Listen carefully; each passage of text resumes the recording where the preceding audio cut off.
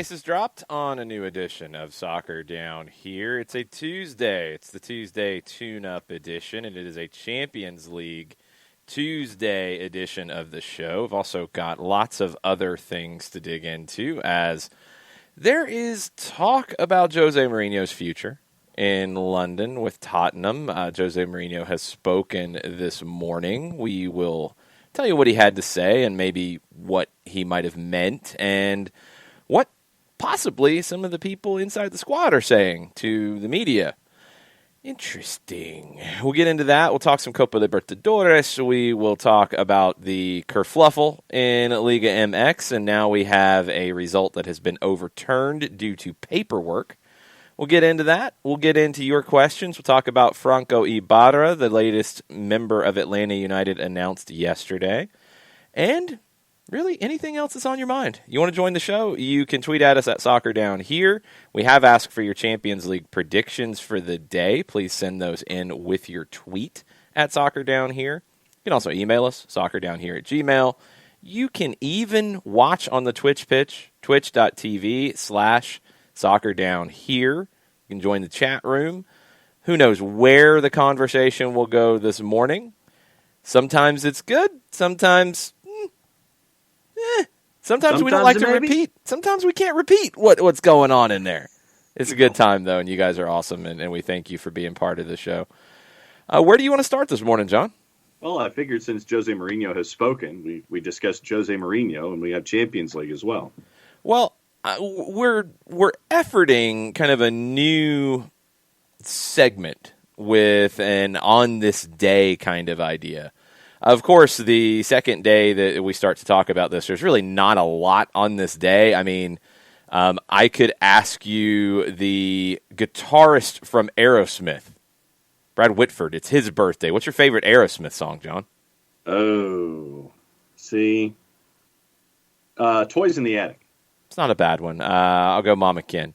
You know, I mean, no offense to Aerosmith, but it's kind of like, okay, not any of that big music stuff going on. We don't have Jethro Tull winning a Grammy in 1989 in heavy metal today to get angry about.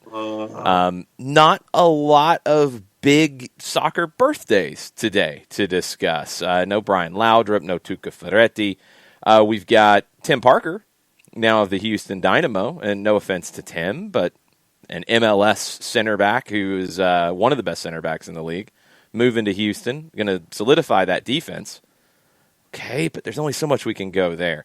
So we're going to start the new segment with this. And it starts over there because it's a Tuesday. You can hear it a little bit. So here's the deal. We go back to 2002. Young Jose Mourinho. Very young Jose Mourinho and his time at Porto. This is before the world knew Jose Mourinho, really. February 23rd, 2002, Porto lost at home to Beira-Mar. This was a first division match in Portugal, and it was Porto's first home loss under their new manager, Jose Mourinho. He had taken over in January of 2002.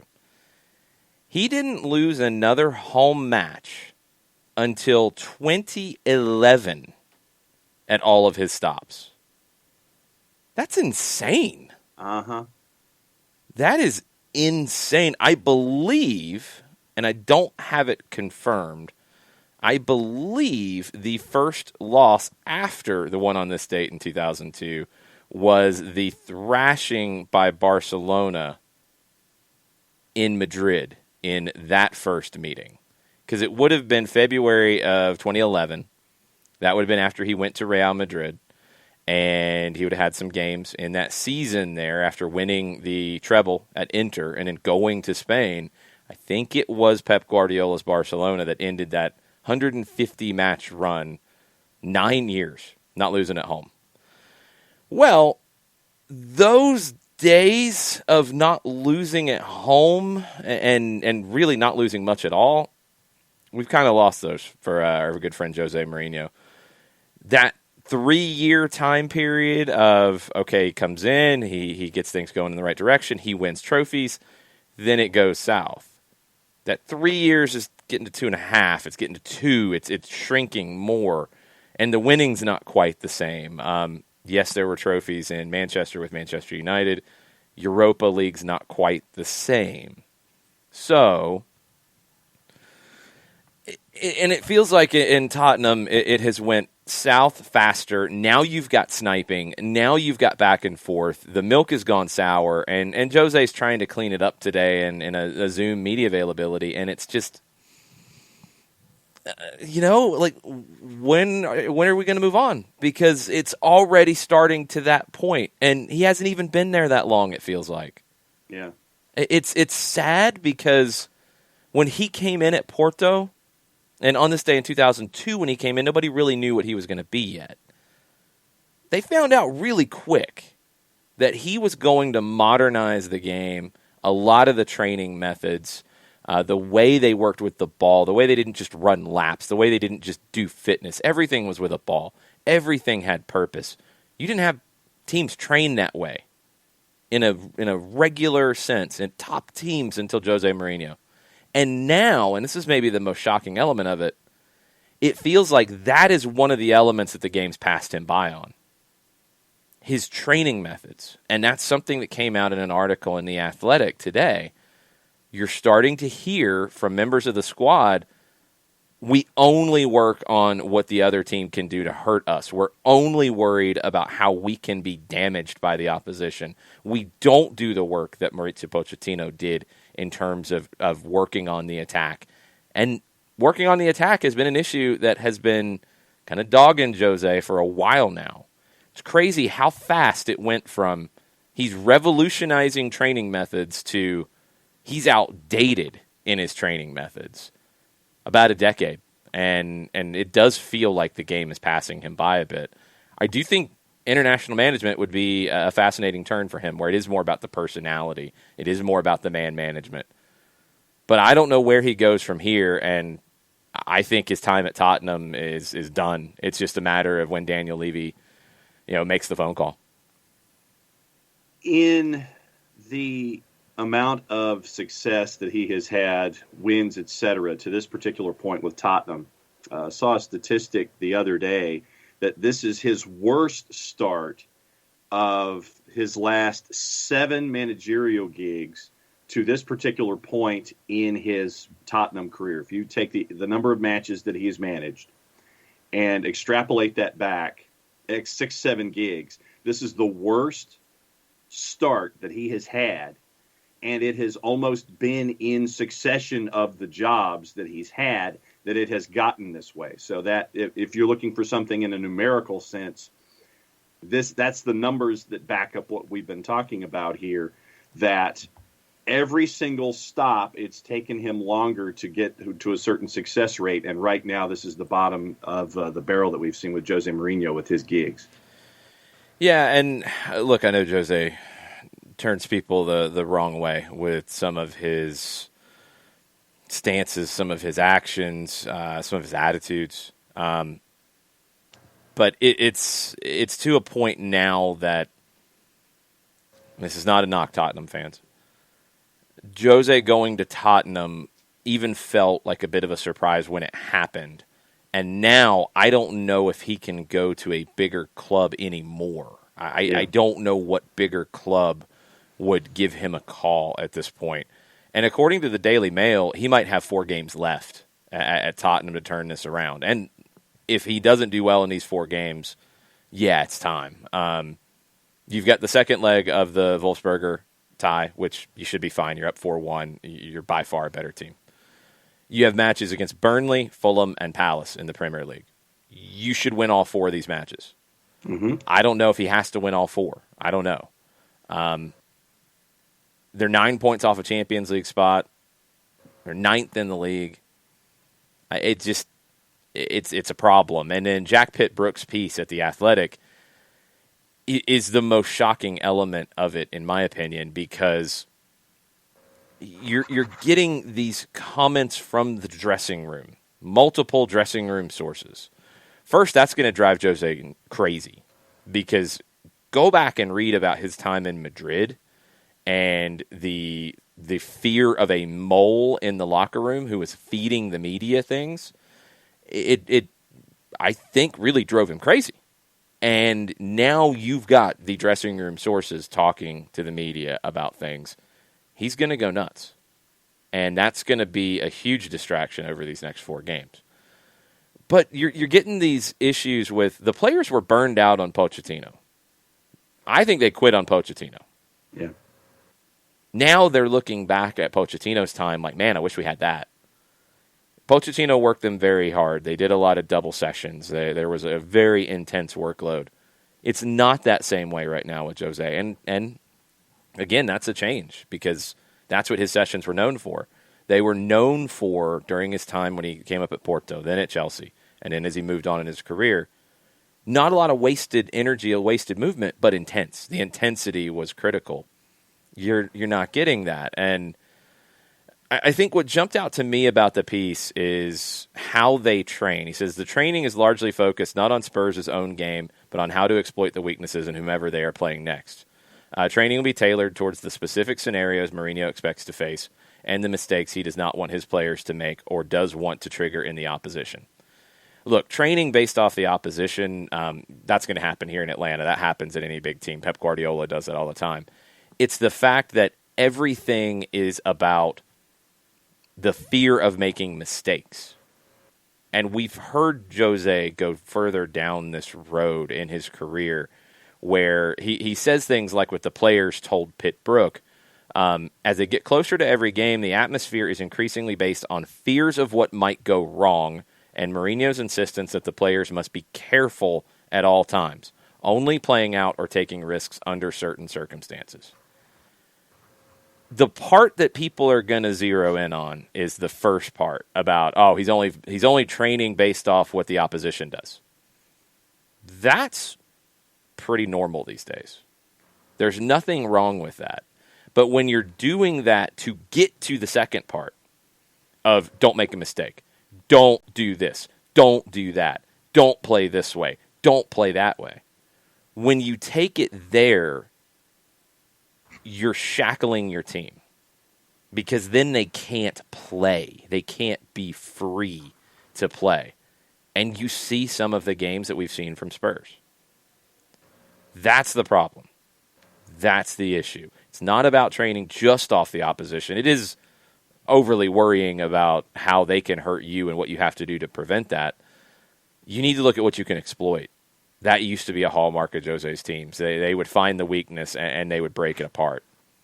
That's the stuff that's not happening anymore. And that's where there's been this shift in his career from his early days at Chelsea, where they scored a lot of goals, to this negative, defensive, play not to lose idea. He's got better players than that at Spurs. He's got two of the most dynamic attackers in the world in Son and Kane, and he's not doing anything to get the best out of them. They're, in some ways, it's being insinuated in this article, they're figuring it out themselves. That's a problem. It's not going to change. It's too far gone for that to change. It's not going to change at Tottenham. It's not going to change in Jose's mind. That's where he is as a manager now. I do honestly believe that Madrid changed him in a big, big way, because he was not this guy at Chelsea time one. I don't even think he was this guy at Inter. Maybe Inter's where it started to change because of the fighting and the friction with the Italian media. Maybe that's where it started. But Madrid, the rivalry with Barcelona, he was brought in to break Barcelona. As much as it was to win trophies for Madrid, he was brought in to break Barcelona. And ultimately, he kind of broke Pep Guardiola, and Pep left. Pep couldn't deal with it anymore. Pep lost his head. Jose's never really been the same. He didn't win a Champions League at Madrid. It broke that streak of, he was winning big things. He went to Inter. It's like, okay, cool. Here we go. He's won a treble at Inter. You don't see this happen. He goes to Madrid. Oh, it's Madrid. He's going to win everything. He won some. He didn't ultimately win the big prizes because Madrid, it's Champions League. That's the big prize. And it hasn't been the same since. And it's gotten more negative, and it's gotten more defensive, and it's gotten more cynical. And none of that's changing at this point. So he is who he is. Who he is isn't a fit for Tottenham anymore. It's already turned. 150 matches in that time frame. 125 wins, 25 draws, 342 goals scored, 87 conceded. The loss was 1-0 to Sporting Gijon and Manolo Preciado. And you go from that to a philosophy of don'ts and can'ts instead of exploiting the other guy and focusing on what you can do and what you should be able to do against an opponent. When he was, I think this was Chelsea too, where as he was chasing the Premier League title, he would get that one goal and then that would be it. Everything backs down and you sit there and you make sure that nothing else happens for the rest of the match. And to me, that was kind of the early personification, I guess, of what we're seeing now, the early stages of what we're seeing now, where you saw all of that backing down. There were so many 1-0 wins. It was just a frustrating watch. And now those 1-0 wins playing like that are just now frustrating, period, and you're not even getting the wins that are associated with it and focusing at it from a negative as opposed to having all of this talent and working at it from a positive standpoint and asserting your will. Yeah, it's so strange. And, for him, he was never going to approach the game in the way that attack-minded managers did, but he wasn't negative and cynical at the beginning. And that's the shame of it, because that's what he's going to be remembered for, is this cynicism. And, his time at Manchester United, especially at the end, it was just toxic. Like, it felt like he was a drain on everything around him. And Tottenham felt like a breath of fresh air. The All or Nothing series, which there's some news on, we'll talk about that this morning too. It felt like, okay, this is a fresh Jose. Like, he's excited about the challenge. He's trying to interact with the players. He's trying to build these relationships. It's almost like once the cameras went away, it just stopped. Yeah. And now it's back to that. There's a book, and I cannot remember the title of it. I was trying to find it here just a second ago. I believe it might be Farewell to the King, but I could be wrong on that, about Jose's first time at Chelsea, his first run at Chelsea. Actually, no, it's just Mourinho on football. Just Mourinho, period. Anatomy of a Winner is the subtitle. But it's just about that first run at Chelsea. And it's a really good read because it feels like somebody completely different at this point. I have not seen what Johannes threw into the Twitch pitch. He said there's a great episode on Netflix about him in the Playbook series. Really cool conversation with him and his coaching philosophies and stories. Recommend to everybody. I recommend, too, the Coach's Voice interviews with him that are on YouTube, where he talks about some of those stories and runs through his career. I think there's probably 4 different chapters of it, 20 to 30 minutes in total. Really good stuff.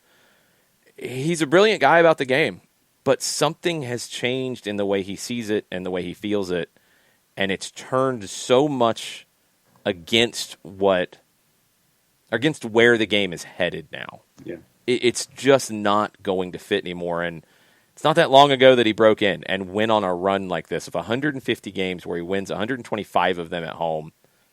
He's unbeatable, and it felt like he was an unstoppable force in the game. Now, 10 years later, it feels like there's no place for him in the game at the elite level. It's crazy.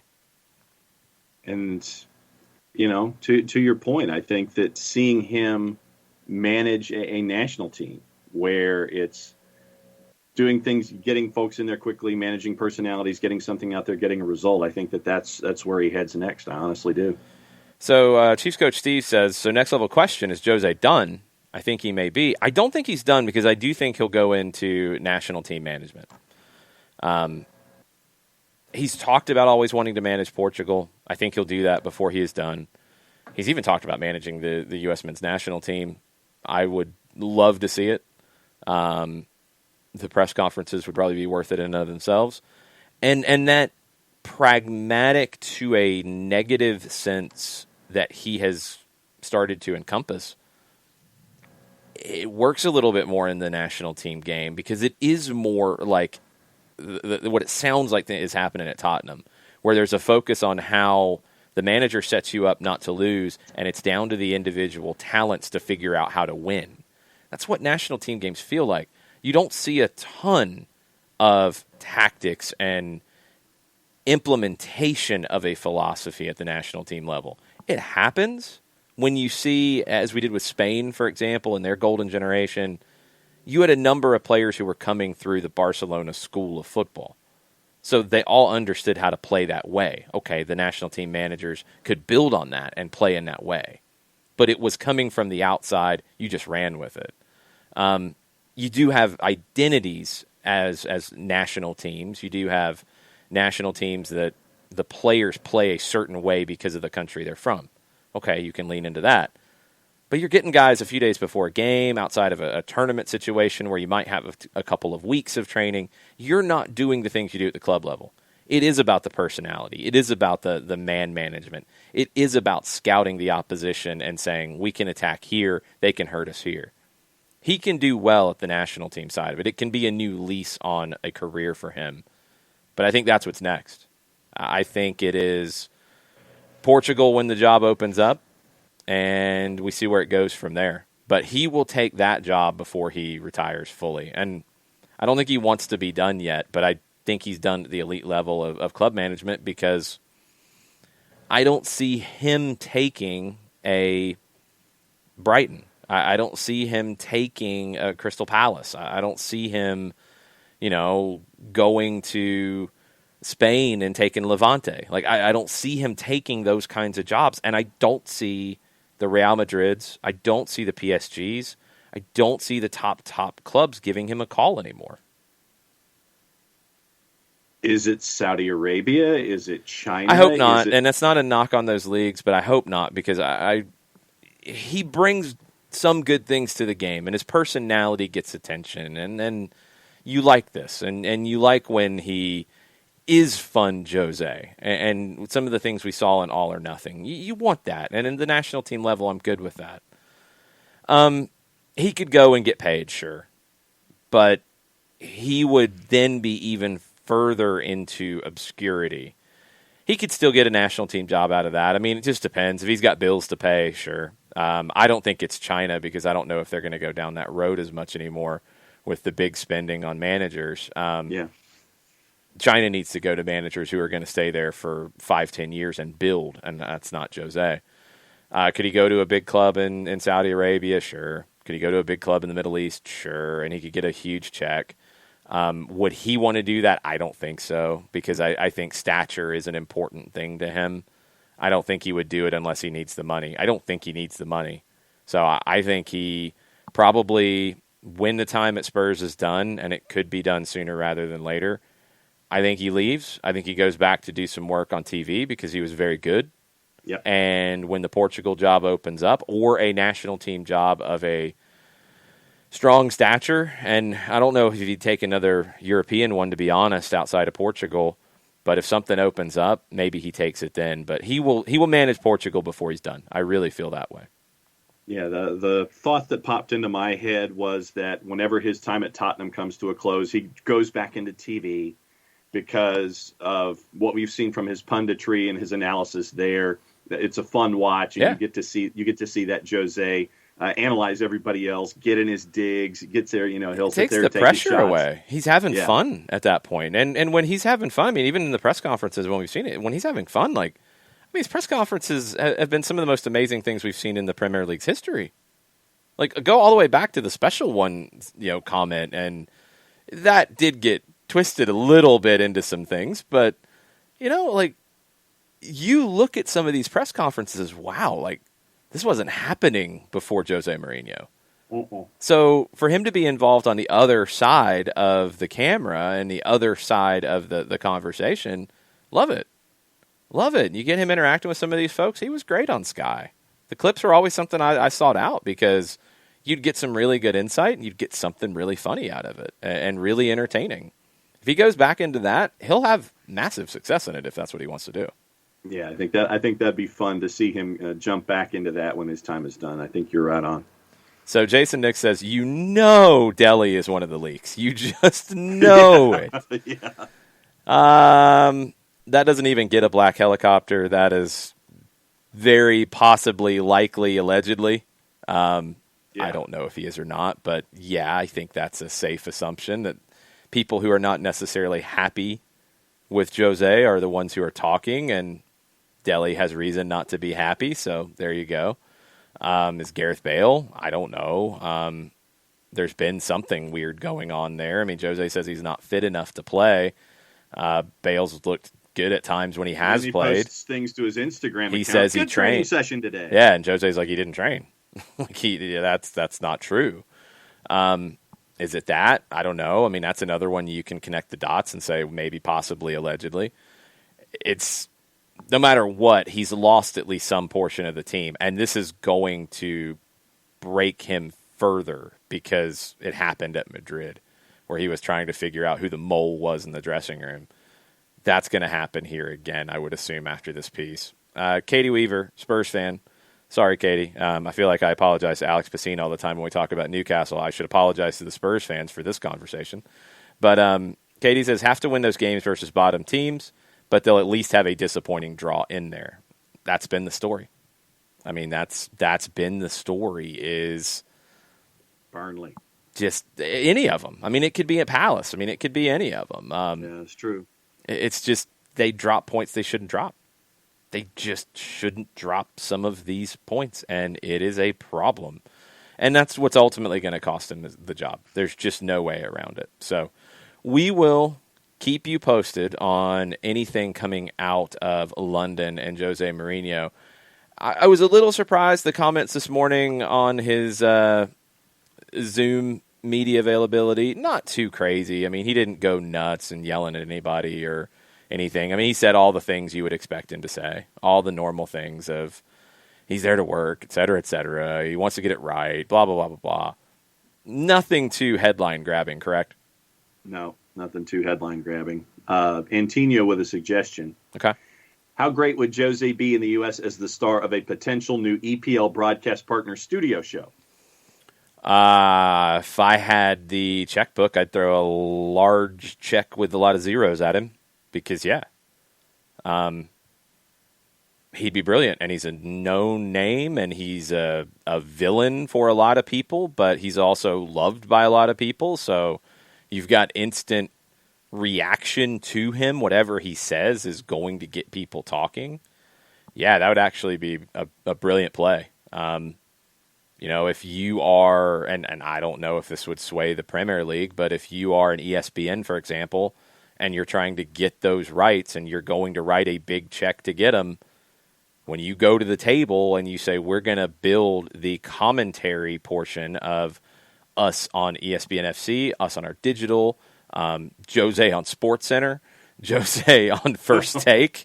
If you were, could you imagine Stephen A. and Jose Mourinho? I need it. I need this. You're gonna put him there, and you say to the Premier League, like, yes, here is our check for the rights, and oh yeah, by the way, Jose Mourinho is going to be the face of it in this country, and you know what that's going to do, right? That could be something that puts it over the top. So yeah, that's a great shout from Antonio.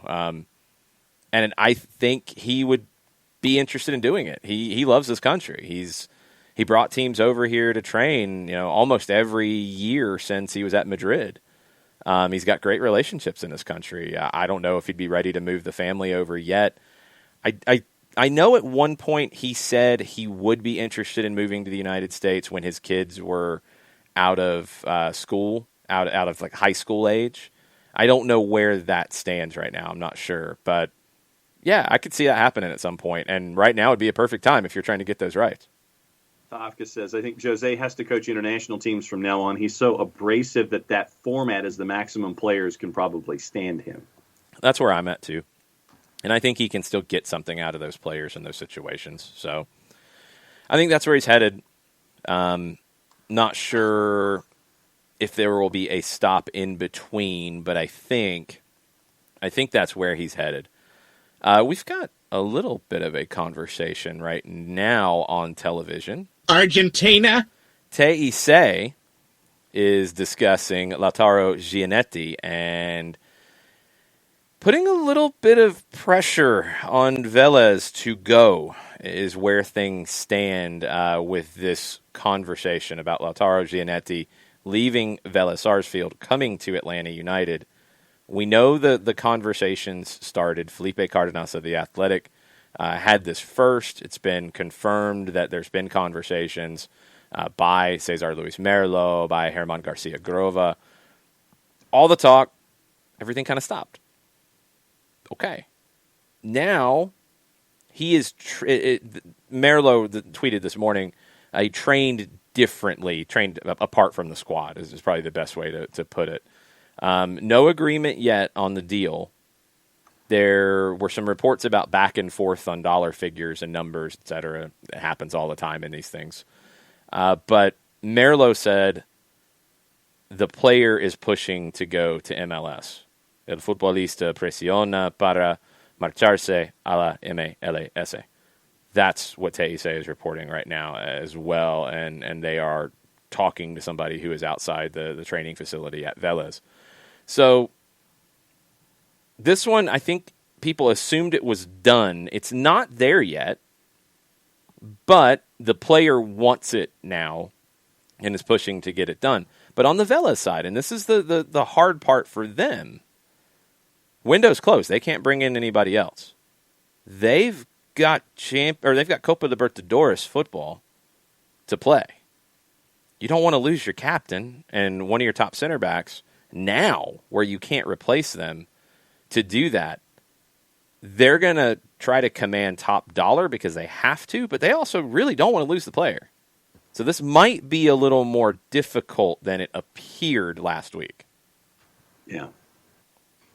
Trying to figure out, all right, so if the player goes, we have to figure out some kind of a way to balance that exit out, and if it's financial, so we can end up getting something when a window opens up and we can make a transaction. You've got that money on hand to help things out. So there's got to be some kind of give and take here to make sure that if the player wants to go, how do we protect our flanks in that situation?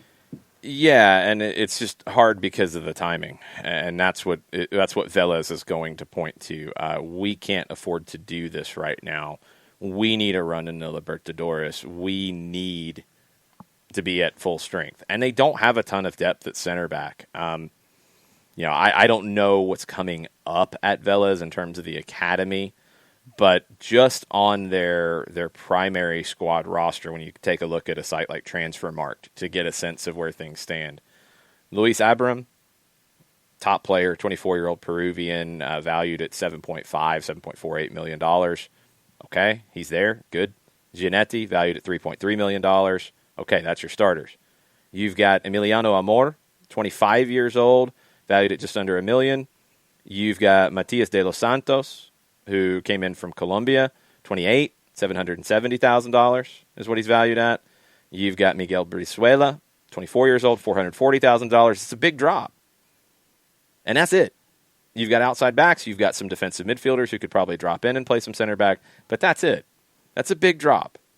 And that's going to be what Vélez will push back with, is we can't lose you right now. We can lose you in the summer where we can replace you. We can't lose you right now. Will Atlanta wait? Will they try to make an offer that Vélez can't say no to right now, which can also happen? They can say, we can't lose you right now. We've got Libertadores. Oh, wait a minute. That's a whole lot more money than we expected, and we have no fans in the building right now. We have to lose you right now. That's the turn that can go with this, but it's not going to be as cut and dried, as easy as it sounded last week when this started to bubble up. This is going to be a little more protracted and drawn out. Yeah. And so just keep an eye on your sources, the ones that we've talked about here on the show. Keep an eye on what's going on. You've gotten me hooked on Fanatis and watching Teise, so I'll be watching Teise just as much as I have in the past. So the saga of how the Giannetti turns, we'll be keeping an eye on that one too. Yeah, we'll keep you posted as things develop there. There was an announcement after we finished yesterday. Franco Ibarra. Yes. You're excited about this? Well, just the presentation from Darren Eales. Tell us about it. Where he's quoting Rudyard Kipling's "if" and it's in reverse. And so if in reverse, fi Franco Ibarra. Just seeing Darren in a top hat and presenting Kipling in a top hat. That's top notch. Darren is a fan of the costumes. I think we've learned during his time here in Atlanta. Yeah. He likes to dress up. I'm sure he's a big fan of Halloween. He likes the costumes. This was maybe one of his best. This was one of the best teaser videos that we've seen. Franco Ibarra was one that he said he was coming on radio like a month ago, it feels like. I like the signing. I think it is different than Santiago Sosa because there's a different level of stature, maybe. There's not a huge difference in terms of experience, but there is. It's about twice as much for Sosa. He's 2 years older. He's got World Cup experience at the U20 level as well. Ibarra doesn't have that. He's 2 years younger. He was just breaking through at Argentinos Juniors. But Ibarra can play right away. Will he? Don't know.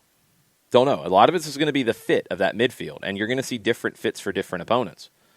Ibarra is a combative central midfielder. He led the Copa Diego Armando Maradona in tackles last season, averaging over 4 per game, which is very high. Passing, pretty good, but Argentinos wasn't a team that really developed a lot of possession, so it's going to be very different for him. We'll see how he handles that. He's got a good long ball, and that was something that he did show a fair bit at Argentinos. It wasn't as much of the short connecting passes because they skipped the lines a lot. They went direct. He covers a lot of ground. I think at heart he is a defensive 8 or a 6. He's still very young, and the biggest thing I could say to fans who ask, and it came up yesterday after the announcement, how can he play with this guy? Who could he play this guy? Who fits this guy? Who fits here? Who plays here? The word of the year is multifunctional. You're going to see players play in different roles. It will not be rigid. They will not be positional play. To some, they feel like it's rigid. It's not. But you're going to see Ibarra play as the holding midfielder with 2 in front of him. You will see potentially at times, although not as much, 2 holding midfielders and 1 in front. You will see Ibarra in one of those more attacking roles if 2 are in front of 1 in the central midfield. We know Sosa can play those same roles, and he can play as a center back if needed. We know if you go to 3 center backs, you might start Sosa as one of those center backs rather than 3 dedicated center backs. Brooks Lennon, we know, can play on the right wing if needed, as well as a right back. Ronald Hernandez can also play as a right wing from his earlier experience. We haven't seen it at the top level, but he's done that in his career. We know Bello can bomb forward. We know that all of them can play as wing backs if you play 3 center backs. Multifunctional. That's the key. Marcelino Moreno can play out wide if that's the right fit against certain opponents. You want players who can do different things in terms of where they start in a match, but also what happens in the match, because it's not rigid. So to have another central midfielder to add into a group, that is very multifunctional. Mo Adams, in the way this is going to set up, usually, and that's the key word here, because it will not be locked in as a 4-3-3 with 1 defensive midfielder behind 2 central. Or if you want to call that a 4-1-4-1 or a 4-1-2-3, whatever you want to call it. It will be that as a base, as an idea of what you would like. Then you look at the opponent and you say, well, wait a minute, this doesn't work as well because of X, Y, or Z. Or I've got a couple injuries. I think this group is working the best. All right, maybe it tweaks a little bit. Maybe it's 2 behind 1, but one of them has a lot of freedom to go and be the surprise going forward. You've got different ways to make that work. But you're going to see Mo Adams play different roles in that midfield. You're going to see Franco Ibarra play different roles in that midfield. You're going to see Santiago Sosa play different roles in that midfield. All of them can play 6s and 8s. Marcelino Moreno can play as an 8. He can play out wide. I think Mateus Hosetu could play as a 6 in this as well. We haven't seen as much of that, especially by himself. Emerson Hyndman, same thing. You've got a lot of flexibility with that group. And a lot of it is going to come down to which group is working the best. It's not a lock that the 3 that you think of are going to be the players who play the most of the games. It's just not going to be rigid. And I think that's the number one thing here. Multifunctional. You want guys who can adapt in game. You want guys who can give you different things. Franco Ibarra gives you that. And he's still very young, and he's still learning and still developing. But you've got one now, and you got him on a good price that he can grow into a pretty special central midfielder. Argentina thought he was special enough to bring him into their U20 squad out of their domestic group in December. That's a pretty good sign that he's a promising player. Yeah, and for me, I'm just looking forward to seeing, each individual match and the chess match that's there with what you see during the week and who Gabriel Heinze lines up and sits there and says, okay, this group is working well against this opponent. This is what I think is going to happen. I'm just looking forward to seeing how that flexibility plays itself out on a game-by-game basis and seeing, okay, here's his section of the chess match going up against the opposition and how that plays out each and every time. Yeah, I mean, it's going to be how the puzzle pieces are put together for Gabriel Heinze quite often. He has an idea of how he wants his teams to play, but he's not somebody who will come in and say, I play 3-5-2 because that defines the way that I see the game.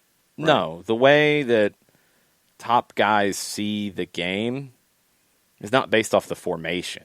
It's based off how they feel it, how they think the game should be played. It's not about the shape. If it is, you're limited. If you base how you play and how you see the game on shape, on formation, you're going to be very limited. That's only going to take you so far. That's not where Gabriel Heinze is. I think this quote from Cesar Luis Menotti, the legendary Argentine manager, encapsulates this and kind of how Heinze feels about it. He says, the coach must have his own personal manual derived from the football that he saw, he felt, and of his interpretation of that football. So where he played, who he played for, how the game felt for him as a player, and then how he interprets that feeling, how he interprets making that happen with a different group of players. That's what the best managers do. And we see that with Pep. We see that, I think, with Pochettino at his best. We see that with so many different managers who have that feel. Like for Jose, for example, I think he's lost that feel. Yeah. I think he's lost the feel, and he's changed in how he interprets the game and how he might have felt about it before, and now that's changed, and that's made it difficult for him. Heinz is still very young in the game. He has a way he sees it. He has a way he feels it. He's still figuring out the best ways to bring that to life. But he has some common elements to it. Positional play is going to be a key. He's going to want a lot of width in the team. He's going to want to get as many numbers forward as possible. He's going to want to play in the other team's half as much as possible. And, so much of it comes down to wanting the ball, period. And that is going to be the biggest change. There's just no other way around it. You want to define what is different in Atlanta in 2021. It is the intensity to get the ball back. That is what it will be, because we have not seen an Atlanta team.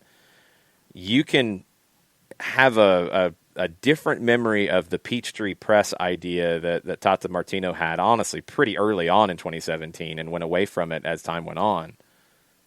This is not going to be anything like that.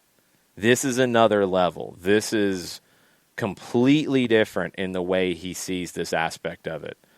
It's the number one change. It's the number one change from the way it was under Frank de Boer and the way it was under Tata Martino. It will be more aggressive. He said he doesn't want to allow the opponent to play. He wants to watch his team play. How do you play this game with the ball? How do you score with the ball? Yeah. He wants to watch his team play. There's going to be teams that are better. There's going to be teams that are better at keeping it away from Atlanta. That will happen. But he doesn't want to lose games because his team didn't try to do something to get the ball back. Yeah. He believes in his players' ability to win the game with the ball. And that compared to our first topic with Jose Mourinho today, that is where Jose really changed. And that shows you how different Gabriel Heinze is from that ideal now. Jose doesn't want to make mistakes with the ball. It's almost like at times he's afraid of having the ball. Yeah. Gabriel Heinze wants the ball at all costs. It's not reckless because you'll always have somebody free to defend. You'll always have one extra player defensively. You'll always have a free man. But when you have that setup, his players will be demanded by their manager to go get the ball back. He wants the ball. He's always going to want the ball. Sometimes he'll have 3 up top. Most of the time he'll have 3 up top. Most of the time he'll have 2 attacking players in the half spaces behind that 3. He'll attack with 5, almost at a default. Almost. Not always. Almost. But then he's going to want his outside backs to go too. He's going to want to get as many people forward as possible. He's going to want his defensive line to play very, very high. These are the things you're going to see. Franco Ibarra is going to be a part of that. Potentially Lautaro Giannetti is going to be a part of that. He's been part of that. He understands it. Got to get that deal done with Velez. And it sounds like player wants it. Got to find the numbers that make sense. Velez has got to be convinced here. But it's coming together for Atlanta. It's going to be a lot of fun to watch in preseason to see these building blocks put into place. But those are the things you're looking for. How aggressive the press will be to get the ball back, how wide this team will be when they are building up, and how they build up out of the back. Because they will build up out of the back. This idea that the best way to play is just to play it as long and as fast as possible into the other half, no. It's not the best way to play. It is a safer way to play. It is a less risky way to play. It is a way where you are basically hoping you get lucky. And sometimes you are. Crystal Palace yesterday. Lucky. Were they the better team? No. You can spin it. You can say, I don't like your stats. If you're Roy Hodgson, you can do whatever you want to say in these regards. They were not the better team. They did not have the impetus to try to win the match. They got lucky because the other team had more opportunities than they did, period. It's that simple. If you have more opportunities, you should win. Sometimes you don't. Mm-hmm. Sometimes you don't finish well. Sometimes the opposing goalkeeper has a blinder. Sometimes you hit the post 10 times. That might be a little bit of an extreme, but you hit the post a bunch. It happens. That's also called a little bit of luck. Gabriel Heinze wants to make his own luck. That's the way you're going to see this team play. They're not going to leave it to chance. They're not going to say, hey, Miles Robinson, you're good on the ball, but we don't want you to give it away in our own half. So we want you to kick it as high and kick it as far as possible. No. Because why? Do you have a chance to win that back? Sure. What's better to keep the ball? Working with numerical superiority to play out of the back and pass your way forward in an organized manner, or bomb it long and see what happens.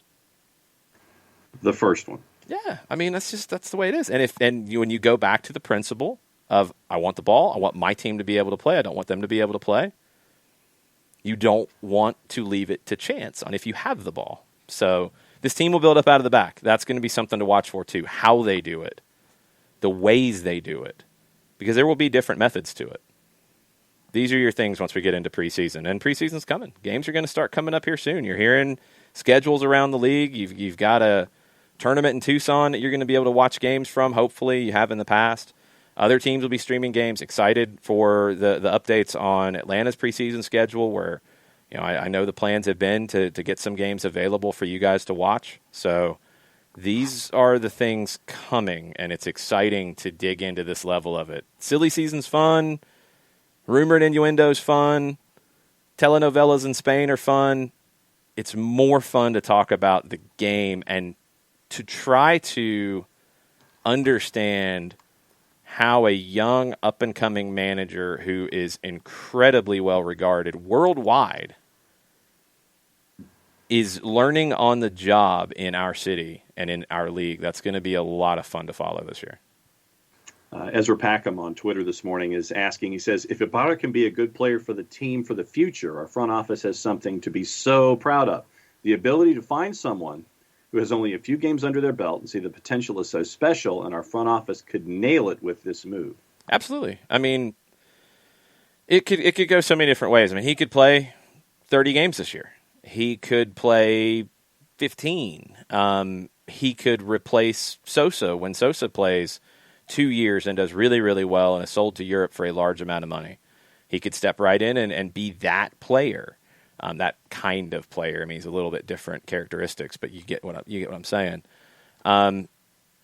It could be a lot of different things, but he's a player who, if you didn't have MLS, if you didn't have Atlanta United come in for him, he would be the kind of player that would have played a lot at Argentinos this year and probably made a jump up in Argentina to a River, to a Boca, to a Racing, to one of the bigger clubs from Argentinos Juniors. They do a great job of developing players. Heinze spent a year there. He got them out of the second division. He understands that. So many legendary players have come through that club. They do the basics right. So you're getting a guy who will be able to play under pressure. You're getting a guy who will be very technical. You're getting a guy who understands how to play and implement pressure. You're getting a guy with the base characteristics of what you want. So you're getting him at 19 for a better price than it would be in a year. It's a good deal. And Antino, following up on the discussion about Jose, he's looking forward to seeing Jose on Feinbaum. Oh, that would be interesting. I think Paul would actually have a lot of fun talking about the coaching brain with somebody like Jose. Yeah. That would be a fascinating conversation. Paul's a smart dude. Like, he knows exactly what he is doing with his show. Lawyer? Doesn't he have a law degree? I don't want to say every lawyer is a genius. Sorry, lawyers. But yes, that usually helps. He's just, you can tell the way he does his show. I mean, it's very calculated. He lets the loonies run a little bit because he knows what's good entertainment. The structured content, yes. Yeah, but that would be a fascinating conversation. I would love to see Jose and a football coach have a conversation filmed talking about how to lead a group of players, stuff like that. Jose's a smart guy. And that's what's a shame a little bit about where things are for him right now. And you could see it coming a few weeks ago, probably a few months ago. It's a shame, but he's still got a lot to give the game, and I hope he's in places to give it. I think ultimately he's going to be on a touchline for the international side of the game and not the club game pretty soon. Yeah. We have predictions in the queue for Champions League.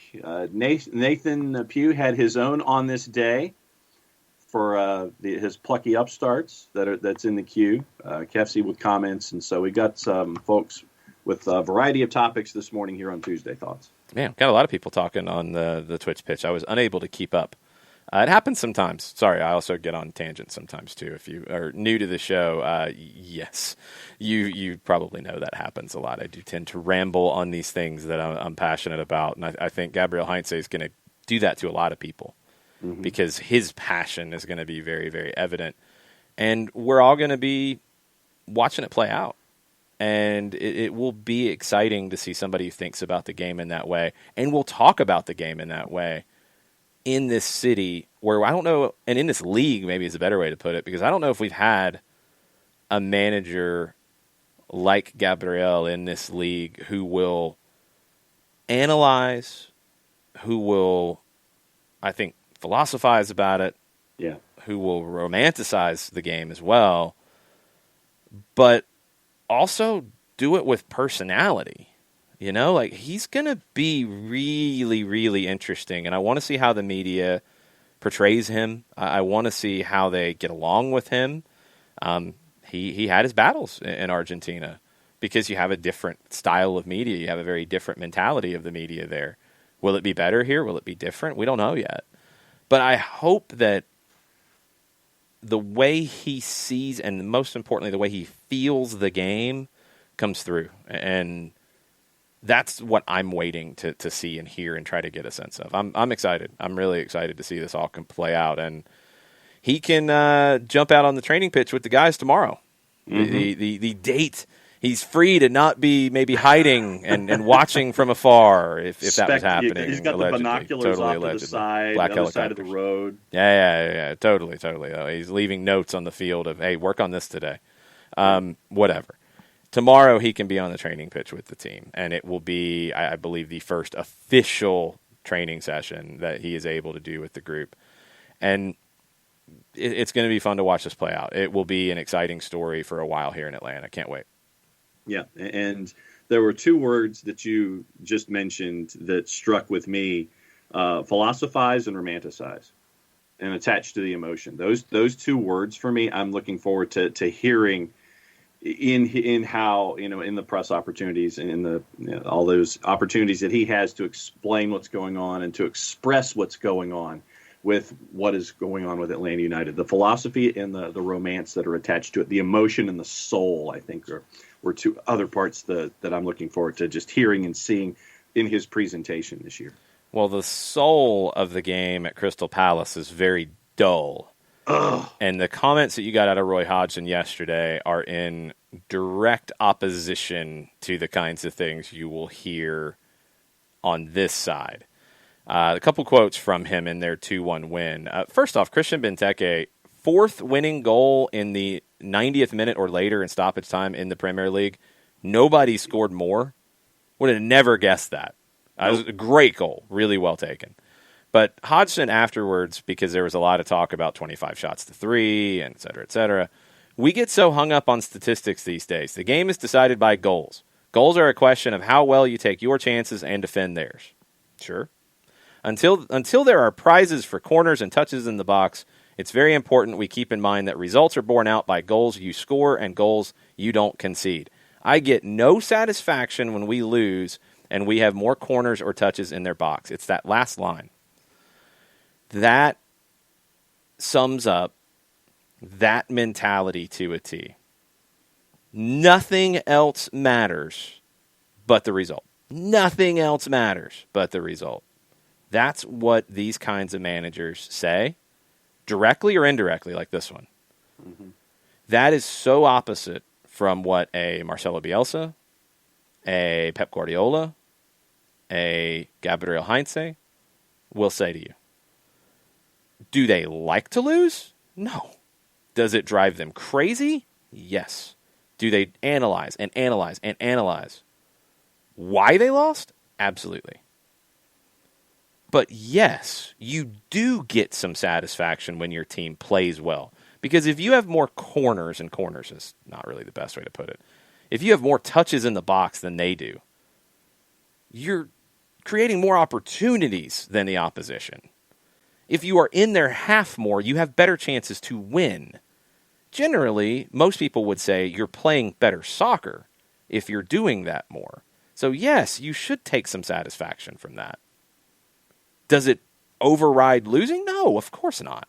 But to act like nothing else matters, you get games like Crystal Palace gave you yesterday. That's the problem with some managers in the game and some teams in the game. That mentality. It was boring to watch. It was just no fun. There is no fun in watching Crystal Palace. There is no fun in being a Crystal Palace supporter right now. Nope. It's nada. And that is just not good enough for me. I want somebody who does take some satisfaction out of playing the right way. Okay. I'm already getting a time check from Chiefs coach Steve. It's 10:01. I'm getting yelled at in the Twitch pitch because I've rambled too long. So I will stop talking and philosophizing and romanticizing and all of the isings and let John do some of that about our good friend over in Decatur, Steve Apolinsky. Time to get some commercializing going. Apolinsky and Associates, LLC, proud supporters of everything soccer down here in the SDH network. For wrongful death and serious injury matters, there's only one place that you need to go to have your questions answered. It is Apolinsky and Associates, LLC. You can do it a couple different ways. You can shoot Steve an email directly, get a free consultation there, free conversation going as well, STEVE at aa-legal.com. You can get a free consultation by giving them a call, 404-377-9191, or you can go on the World Wide Web, large device or small, type in aa-legal.com into the taskbar, hit enter, hit return, hit arrow, whatever advances you to the homepage at Apolinsky and Associates, LLC. And if you scroll down said homepage and you still have questions that you might need to have answered, there's another way to do it. There's a pop-up window that pops up, low right-hand corner as you're looking at it on the homepage. 24/7, 365 and a quarter. Thank you, Chris Hutchison. And you can get your questions answered that way if your questions haven't been answered previously in the other ways that we've been discussing here during this promo read. Recognized as Legal Elite by Georgia Trend Magazine for being one of the top 100 firms in this here state of Georgia. Over 30 years of experience, over $40 million in judgments for their clients in Georgia and Alabama. So yes, both the Eastern and the Central time zones can be represented. If you have questions for Steve Apolinsky and Apolinsky and Associates, LLC, the website to have these questions answered for Apolinsky and Associates is aa-legal.com. I see my rambling was contagious. That was one of your longer efforts. Yeah. Thought a couple different ideas because folks are wondering about, jazzing up the promo read, coming up with different copies. So I figured I'd go ahead and do that. Since that was a concern yesterday. Here we go. Let's see where these scores come in. Very, very Go ahead, hit me. Well, people are still debating. Steve said you freshened up the script. I'm taking that as a positive. Okay. Coco said you mentioned doing a promo read during your promo read. That's meta level stuff. There you go. Chris Ashley, John even pounds the keyboard in his ad read. Way to mix it up. 8.7. I did. I guess you did. It might have been me, actually. I didn't think I was pounding it, though. But I was trying to type a response in the Twitch pitch because I had a chance to actually do that. So that might be my bad. You got an 8.7. I don't think it cost you too many points. 6.3. I'm bitter today, Steve says. I'm sorry, Steve. Sean Vergara, -1 for commercializing, -1 for rambling about options for communication with Steve, -4 for the website is a bad day at the office, 2.1234. Wow. Sean is really gunning for that East German passport. No doubt. 4-card with a 9. The long pause at the end, -1. Don't worry about matching the music. I always do. I like to just sit there and do it. Don't worry about it. 4-card. Also an homage to Pat Summerall and John Madden, but okay. 6.44 just cuz. Points off for promo read and stumbling a bit on time zone bit, 5.7.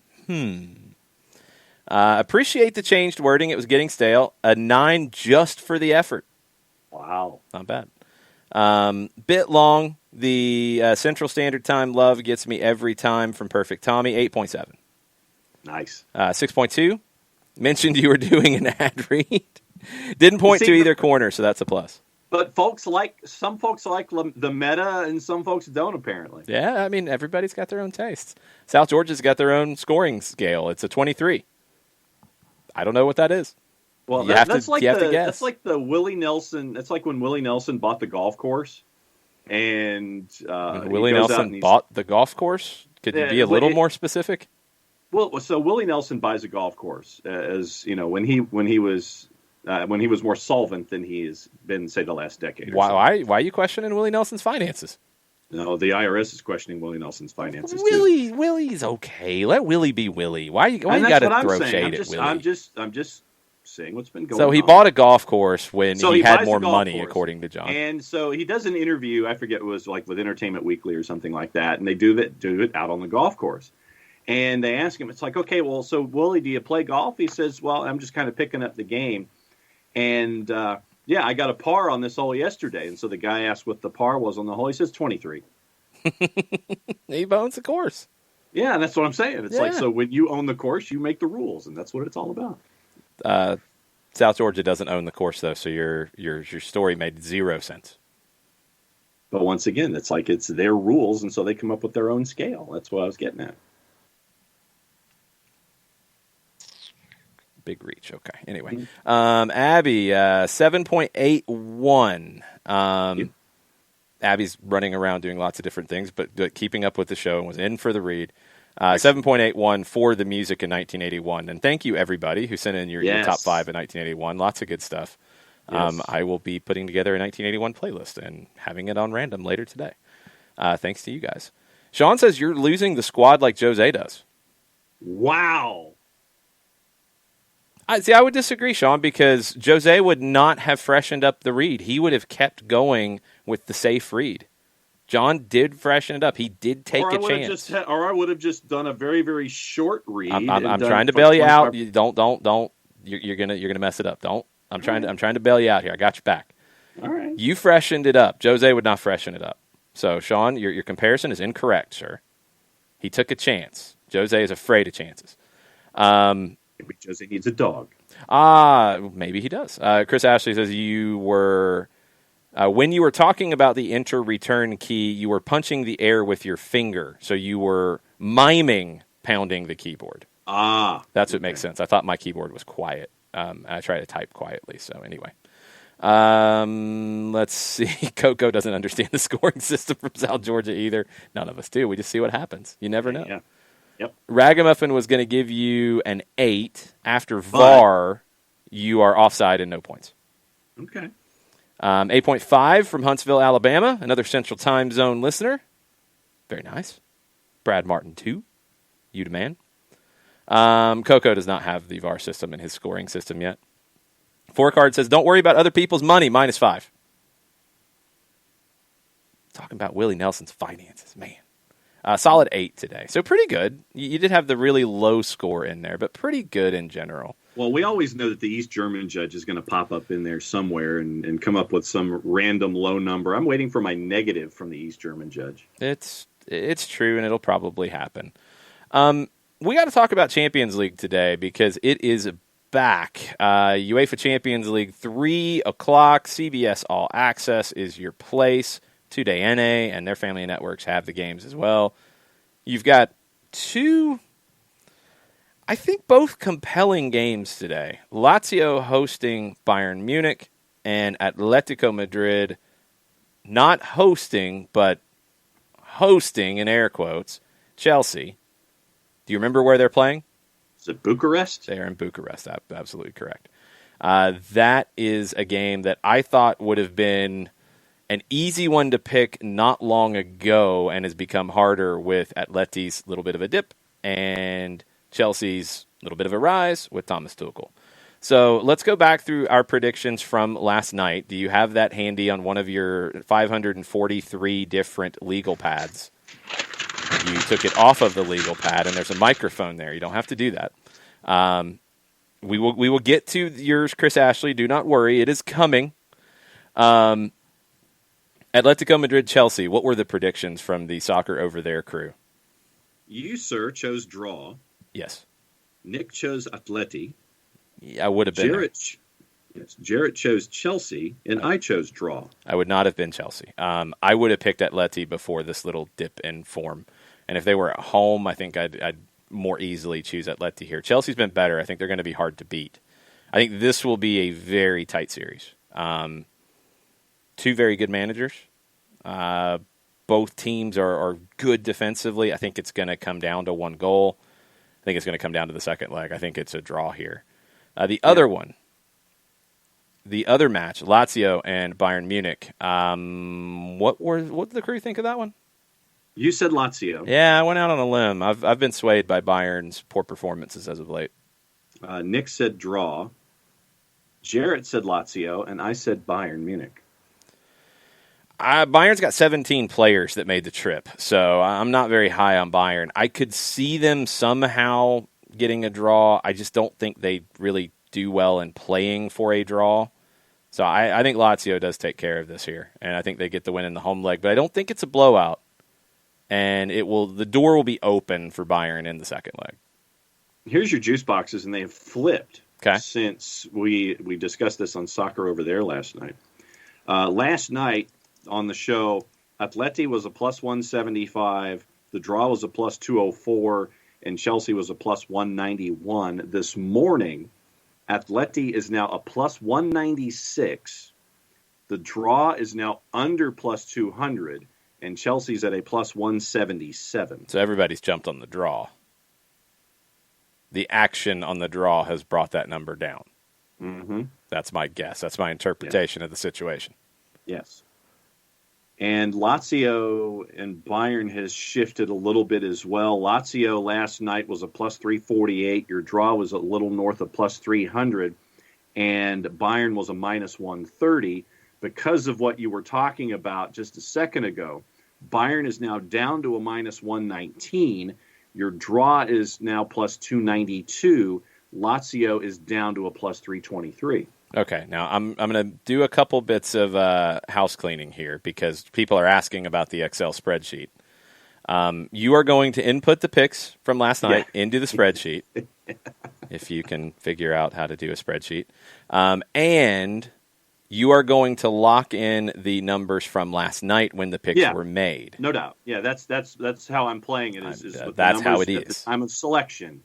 I'm just saying that things have shifted this morning, but the numbers from our choice are from the show from Soccer Over There. That's the number that's being chosen. Hey, look, after you were trying to give me the trophy for getting 1 out of 6 and take it away from Nick, I got to make sure of these things, okay? Mm-hmm. So, okay, we are good. We'll see. I'm down, sir. We'll see if the spreadsheet is a good model, or we'll just have to check John's math at the end of it. It's a good model. It's a good model for you to implement. It would maybe be the best way to put it. All right. We shall see. Coco says Lazio Bayern should be really fun, and by fun I say draw first leg.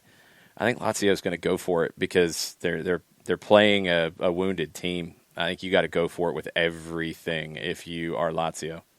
Yep. I really think you got to do that. I'm just going to ask because I already know the answer. Captain Ragamuffin says, do you know what a pivot table is? No. You'll look it up. It'll be okay. Johannes says, my heart says 3-1 Bayern. My brain and what I've seen lately says 1-1 draw at Lazio. I hope my heart is right. I don't think it's going to be, Johannes. I don't think they've got enough in them right now. And I think this is coming at a really bad time for Bayern Munich. I do think they will be in it enough to win the second leg and go through. I do think they will be in that. But I think Lazio get a win here. I'm thinking like 3-2. Because I don't see Bayern all of a sudden getting defensive. I don't see them all of a sudden playing a lower block. They're going to take chances. The game's going to be open to a degree. Lazio's good going forward. They will find goals. But Bayern's also good going forward. So I think there will be goals in it. Yeah. And if Bayern loses by 1 but gets goals, or at least a goal, they're fine. They're fine for the second leg. And I think they can, depending on where they are injury-wise and just fitness-wise. I think they can go through here, absolutely, but I don't think they get a win today. Yeah, obviously I will have to take what you say and apply the inverse to it. I think that Bayern wins at 3-2. I just don't see it because I think defensively they're going to give up too many chances. They've been really sloppy defensively, and Lazio is good going forward. Coco thinks Bayern will sit back. I don't think they will. They don't do that as effectively. I just don't think they're really built that way too much. I think they'll play their game. Do they maybe sit back a little bit later in the game? Sure. But, for the majority of it, at least for the first half, I think they play. And they'll find goals. And that's what you're looking for here. You're not necessarily looking for a win if you're Bayern, but you're looking for goal. Yeah. At least a goal. That's critical. And they'll get what they need. But I don't think they get a win today. Looking at pivot table and trying to interpret what it meant just made my head hurt. Will Secor says, who are your favorites for the whole thing now? PSG, City. I think City's got to be there. I'm not so high on PSG. Atleti still can be there. I think Chelsea is more of a factor now, and whoever comes out of that one will be. I'm not so high on Juve as a team that can win this. Yeah. I'm not so high on Sevilla or Dortmund. I mean, Real Madrid has done it so many times of not exactly being inspiring, but winning it. I don't want to rule them out. If they get Sergio Ramos back and he's getting closer to a return, maybe. But I would have to say, if I had to pick a favorite this morning, right now, it would be Manchester City. Yeah. And second would be whoever comes out of Atleti and Chelsea. Yeah, I like that. That's where I'm at right now. Yeah, I mean, just because you see Bayern's most recent run of form and you're going, and, PSG, you're kind of going, okay, which PSG are we going to get? The one that loses in league or the one that puts 4 on Barcelona, Real Madrid? So, for me, it would be, I'm with you. I think it's Manchester City and the winner of Atleti and Chelsea. Those are the ones that I'm leaning to. If I had to go for a third, I want a little bit more information on Sergio Ramos' return for Real Madrid, but they would be penciled into that at least with some of the promising headlines out of Madrid about his return. Yep. What else we got on Twitter? I know people have made predictions. People have made predictions, and I think it was Ricky Ricardo who made predictions in the timeline before he had to go to work this morning. He says, a new job orientation for Ricky Ricardo. Excellent. So he's got Bayern big, like a 3-0 or a 4-1 and a 2-2 draw with Chelsea and Atleti. Okay. Yeah, can absolutely see it. I think lower scoring with Chelsea and Atleti. My draw would be more like a 1-1 or a scoreless. Yeah. Nathan Pugh admits that he's just here for the fart jokes. Always. We'll get back to Argentina here in a bit. And when you were going over today, did someone say on this day? And so today in 2014, the plucky upstarts were up 2-0. Okay, I was going a different direction. I've got a plucky upstart on this day for him, though. The plucky upstarts were up 2-0 against some team called Swansea City. Mm-hmm. Then they were tied at 2. Up 3-2, tied at 3, and then Daniel Sturridge get the 4-3 winner. And so, Jordan Henderson got the winner to make it 4-3. So 4-3 in a back and forth for Liverpool and Swansea on this day back in 2014. I think it was on this day in 2013. I'm trying to confirm here. I believe Philippe Coutinho made his debut. No, he didn't. He made it earlier. He did something at Liverpool on this day. Or maybe it was when he moved and he made his debut elsewhere, and that's what sparked Liverpool's big run. There was a Coutinho on this day, but now I am losing it, so we will move on.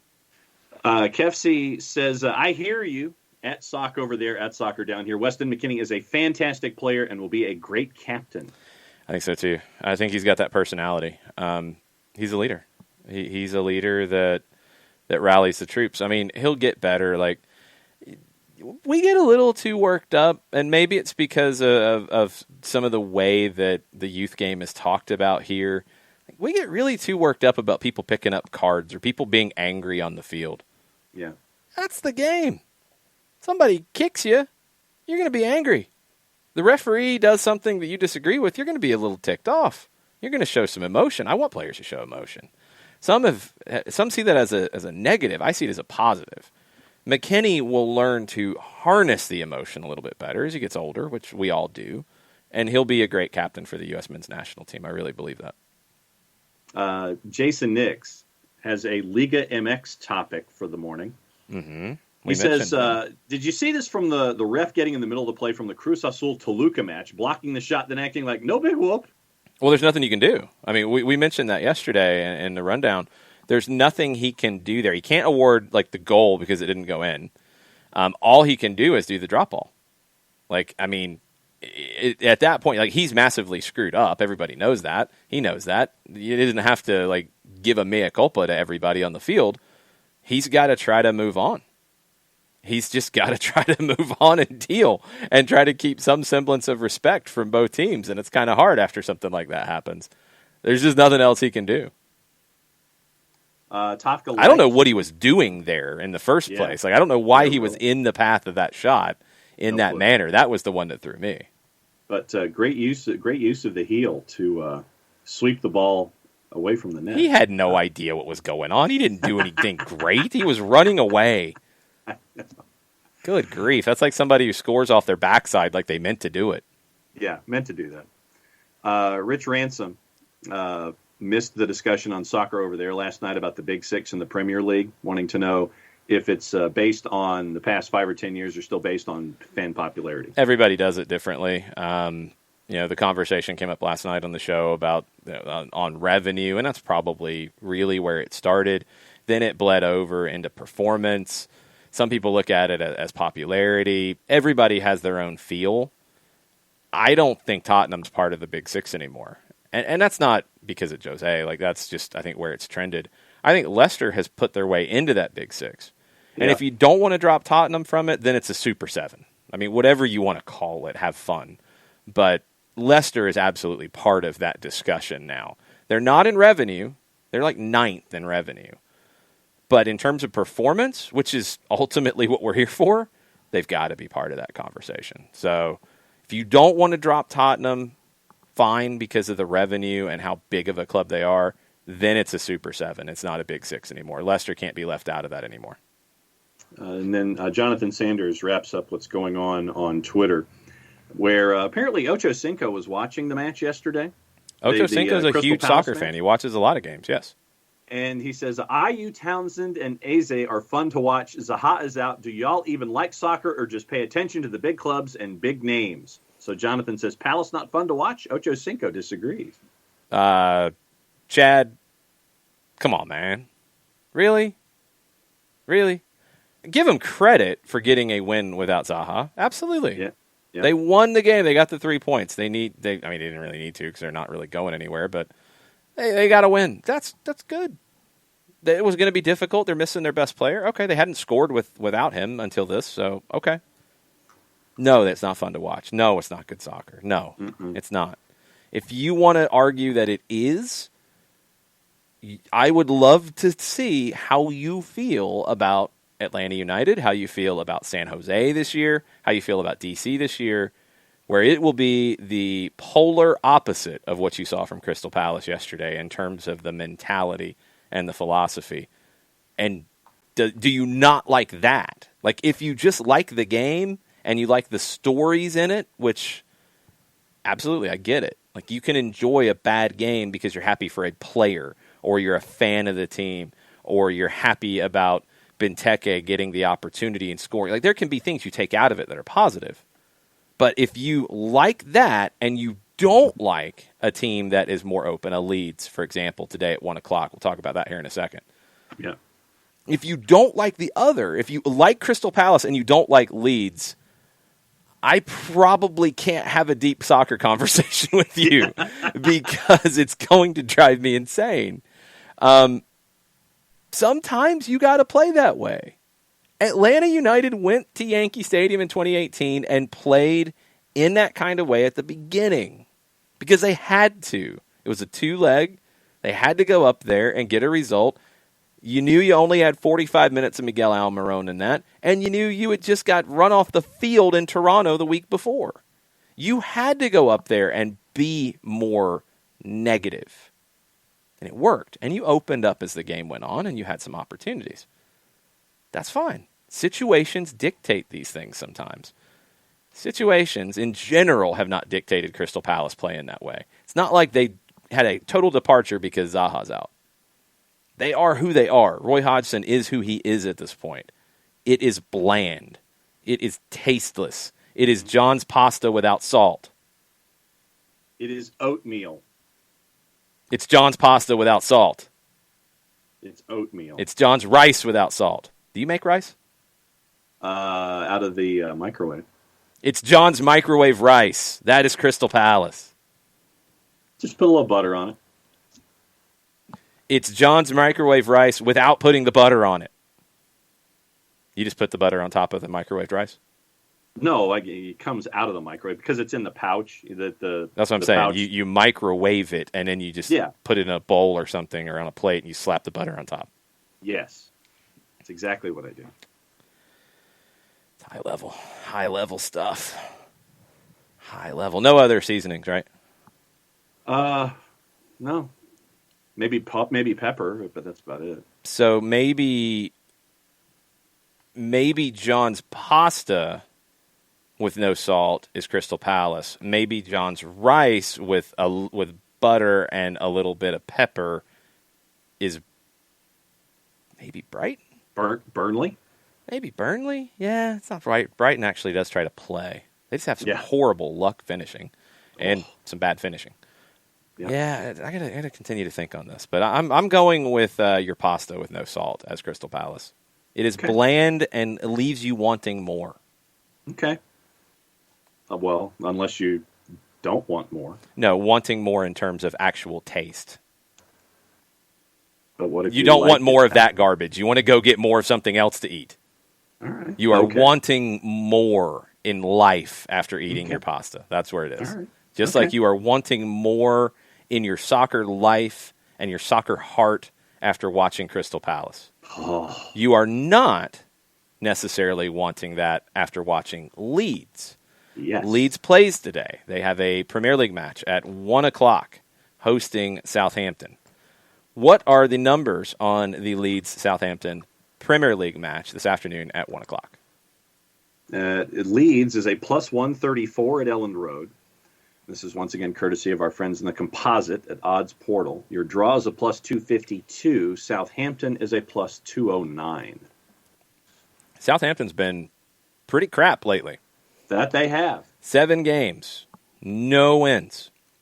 They are trying to avoid the giant level of suck that is at the bottom of the table. That is true. They're getting close. Whew. They are feeling the sucking. They are feeling the level of suck. They are on 30 points. They are 8 points clear of Fulham. Another loss here, and they should lose this game on paper. Games are not played on paper, but they should.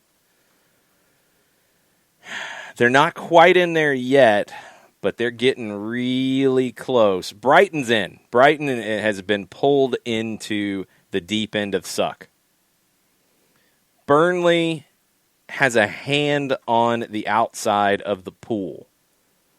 Southampton's on the ladder. Yeah. Trying to get out of the deep end of suck. If they lose here, Crystal Palace, Christian Benteke got them out of the pool. Christian Benteke got them out of the pool. They are 32. They're 10 points good. They're good. They're safe. The magic double-digit line. They're good. Southampton, they got a hand on the ladder, but are they going to get out? Yeah. Here's your next handful of matches after today. Okay. They are Monday Night Football against Everton next week. Heat. Then Sheffield United. Where are these games? The home and away is a little important. Yes. Not as much as normal, but it is. Yeah. Where is it? Eh? Sorry. It's at Everton on Monday night. Uh-huh. Then they are at Sheffield United Saturday, March 6th. If you don't win that one, you are going to be underwater. You deserve to be in the pool. Yes. Then you are at Manchester City March the 10th. Oh. Then you are at home against Brighton March 13th. That will be a vital game for both. Then you have FA Cup quarterfinals. Then you are hosting Burnley April 3rd. You are at West Brom April 10th, at Crystal Palace on the 17th, at Leicester. Your host Leicester May 1st. You are at Liverpool May 8th. You host Fulham 4 days later. You host Leeds, and then you finish the season with West Ham. It's like most. I mean, there's winnable, there's not winnable, there's meh. I don't think it's dramatically any which way. They've got to get a win in that one with Sheffield United to turn the tide. I don't think they get a win today. Leeds has lost a couple in a row. They're missing Calvin Phillips in a big way. They are not the same team without him. They've been better in these games without him than they were earlier in the season, but they're not the same. And look, that's what happens when you're promoted, right? You're not at full Premier League capacity. You don't have a lot of depth. You have certain players that you can't do without. Leeds has shown that this year. But they do have their mentality. They do have their philosophy, and that does get them through against weaker opponents, in my opinion. I think Southampton's a weaker opponent. I think they take care of business. Hassan Hutel, I'm not sure exactly what's going on here in this run of games. He's done really well. I think he's gotten more out of that group than he probably should. But this run makes you throw some red flags up and ask some questions, and he's got to show some answers. He's got to get them out of this tailspin. Leeds, is Phillips back yet? What is the timeline on Calvin Phillips? Do we know? Efforting. All right. In general, with this game, Leeds is one place, 2 points ahead of Southampton. I feel like they're just a different kind of opponent. Leeds is just a tough team to quantify in normal Premier League sense. I don't think they've been in the relegation scrap really at all this season. They're 10 points clear. These last two losses have kind of edged them closer to the pool from the deck, but they're going to be fine. They're about where we thought. I think some people more optimistically had them challenging for a European place. That was asking for a lot coming into the season. I thought solidly mid-table was where they needed to be. They are that. They're fine where they are. This is a game they should win, even not at full strength. This is a game they should win, and they need to show that today. Calvin Phillips-Rodrigo out against Southampton. Yeah, no, I knew he was out. I'm just wondering how long he's out. That was the thing. So we'll figure it out later. They need him back because it's harder for them to do well without him. He is that important to that style of play. So we shall see on that. That's at 1 o'clock. Is that NBCSN or is that Peacock? Let's check really quick here and see what the... You're the Premier League guy. I was expecting you to be ready for that one. Well, I'm sitting here and it's all right, what am I... Yeah, it looks like it is on NBCSN. Yes, NBCSN at 1 o'clock. All right. Excelente. Do we have... let's see what we've got here. So... We have the preliminary rosters, up to 50 players for the CONCACAF Olympic qualifying, which has now shifted to it's a U24 because the Olympics got pushed back and they didn't want to make people miss out on the tournament because of COVID, which I think is the fair way to do it. So CONCACAF has published the preliminary rosters. Again, you could go up to 50. So this is basically the full pool of potential players for the United States. And some of these guys are going to be tough to get. I mean, obviously, like Brendan Aronson is on it. You might not be able to pull him away. Guys in Europe, you might not be able to pull away. You do have George Bello on this list, which is no surprise. You do have Brooks Lennon on this list, which may be a surprise for some. He is age eligible for this, and I think that is a very good call.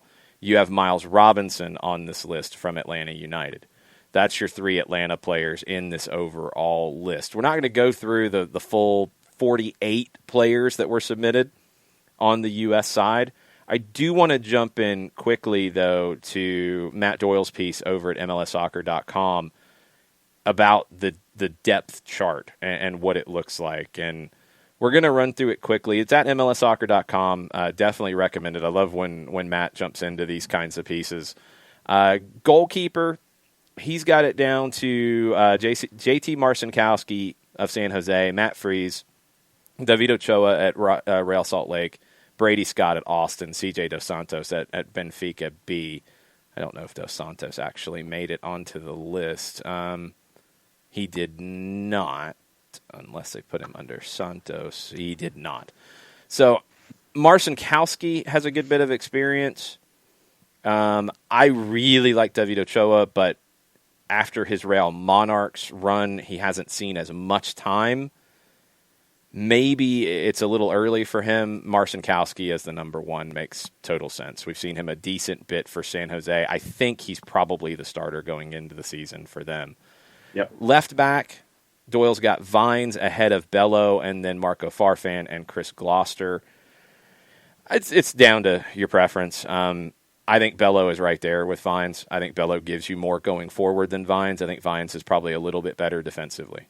I think Bello, by the time we get to March, when the qualifying tournament is, maybe it's not Bello.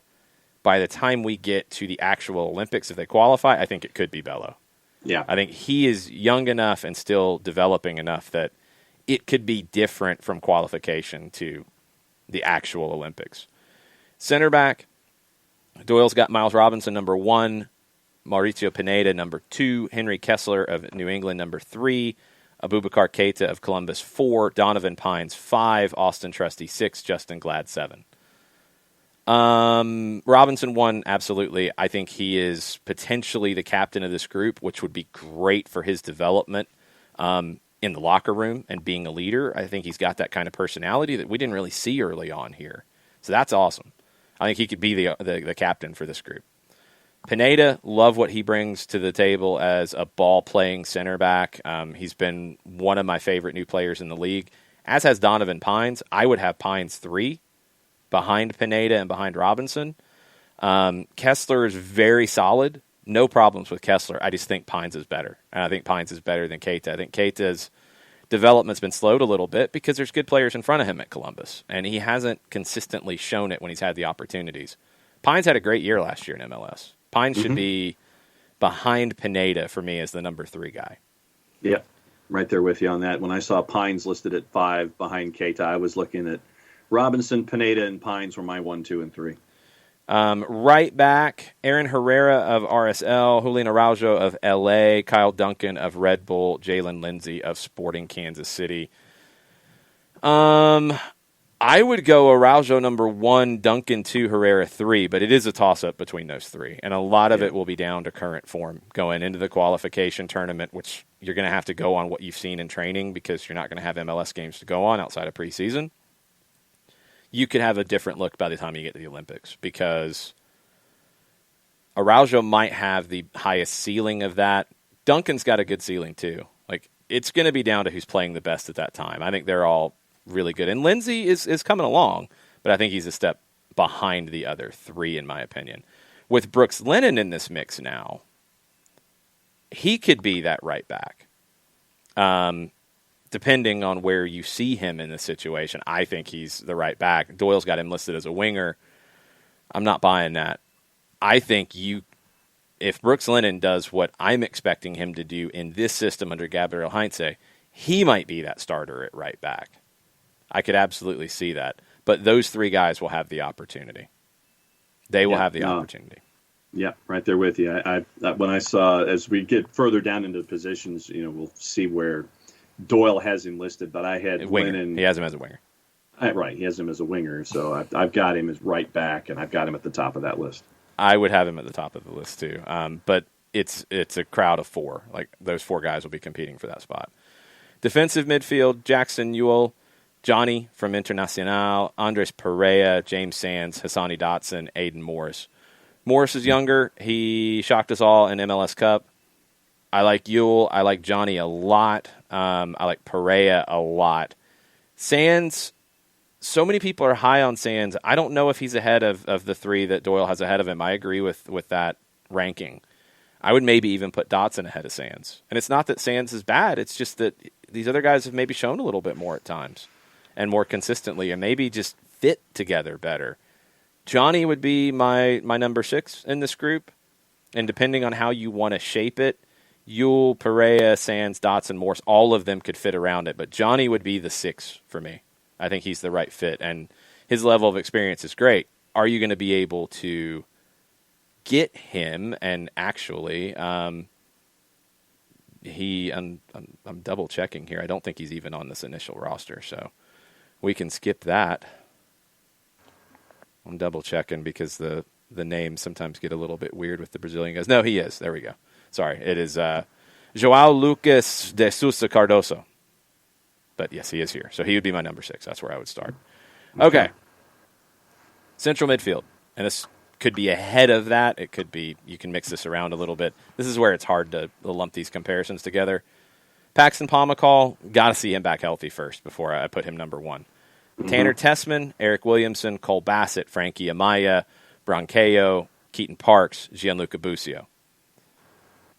Off the top of my head, how I feel about these guys, and if I'm playing Johnny as the 6, and if I say I'm going to leave the other guys in that defensive spot, and I'm going to pick 2 of these guys if I'm going 4-3-3, Amaya is one of them, and right now I'm going Cole Bassett. Yeah. I might go Jackson Ewell in there and play him in a little bit higher role is where I'm leaning. I'm really close to going Gianluca Busio, though. I'm really tempted to do it.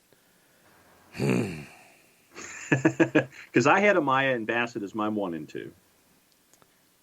I'm going to do it. I will go with a midfield of Johnny behind Amaya and Busio. Okay. That's where I'm at. They gave Busio the number 10 shirt at Sporting Kansas City as well, which is pretty cool. Wingers, Jonathan Lewis, Uli Yanez, Benji Michel, Cade Cowell, Jordy Mihailovic, Brooks Lennon, Caden Clark. Lennon's a right back for me. Caden Clark is higher up this list for me. Yep. Jonathan Lewis runs hot and cold. He's in the team. I don't know if he is my locked-in starter. Uli Yanez is. It might be Yanez and Clark. I do like Benji Michel a lot, though. He's a really underrated player. Very creative from the wing, Benji Michel. Cade Cowell could be pushing for more time, too, by the time we get to the Olympics if they qualify. But if I had to start tomorrow, it would be Yanez and Clark.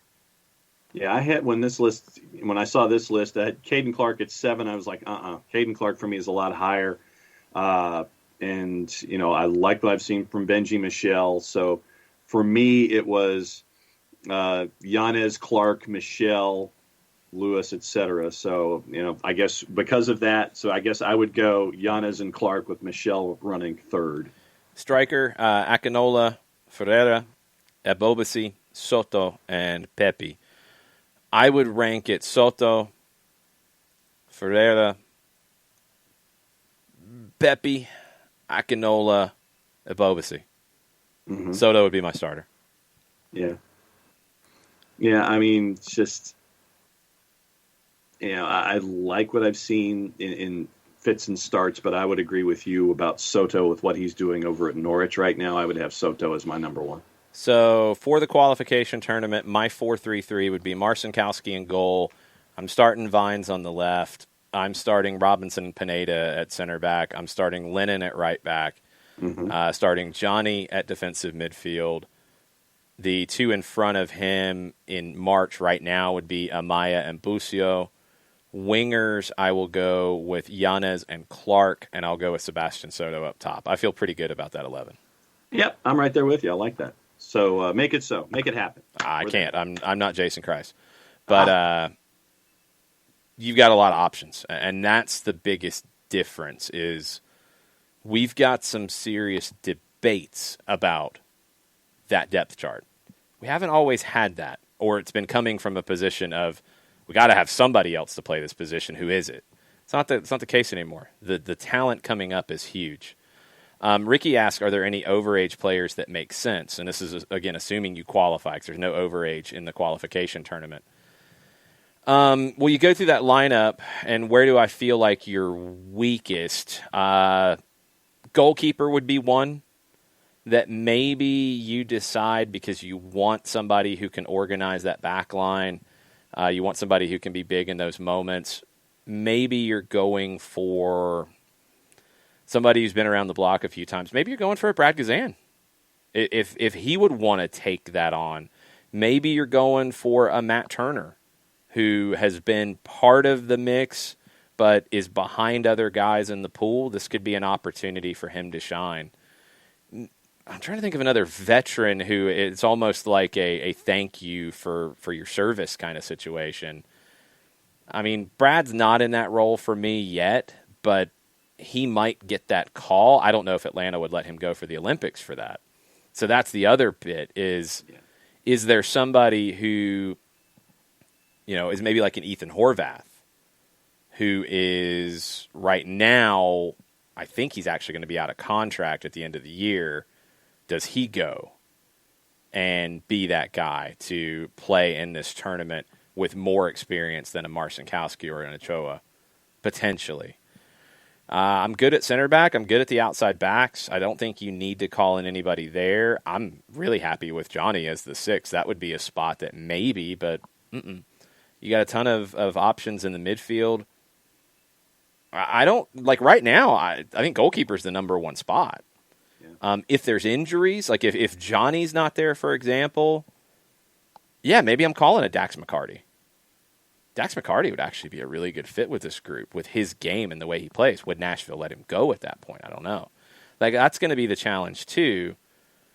You're going to get some guys who are part of the qualification process that are not part of the Olympic squad because their clubs don't let them go. That will happen. You're going to get injuries. You're going to get some guys that maybe would have been good overage call-ups who will not have an opportunity to go because they won't be allowed to go.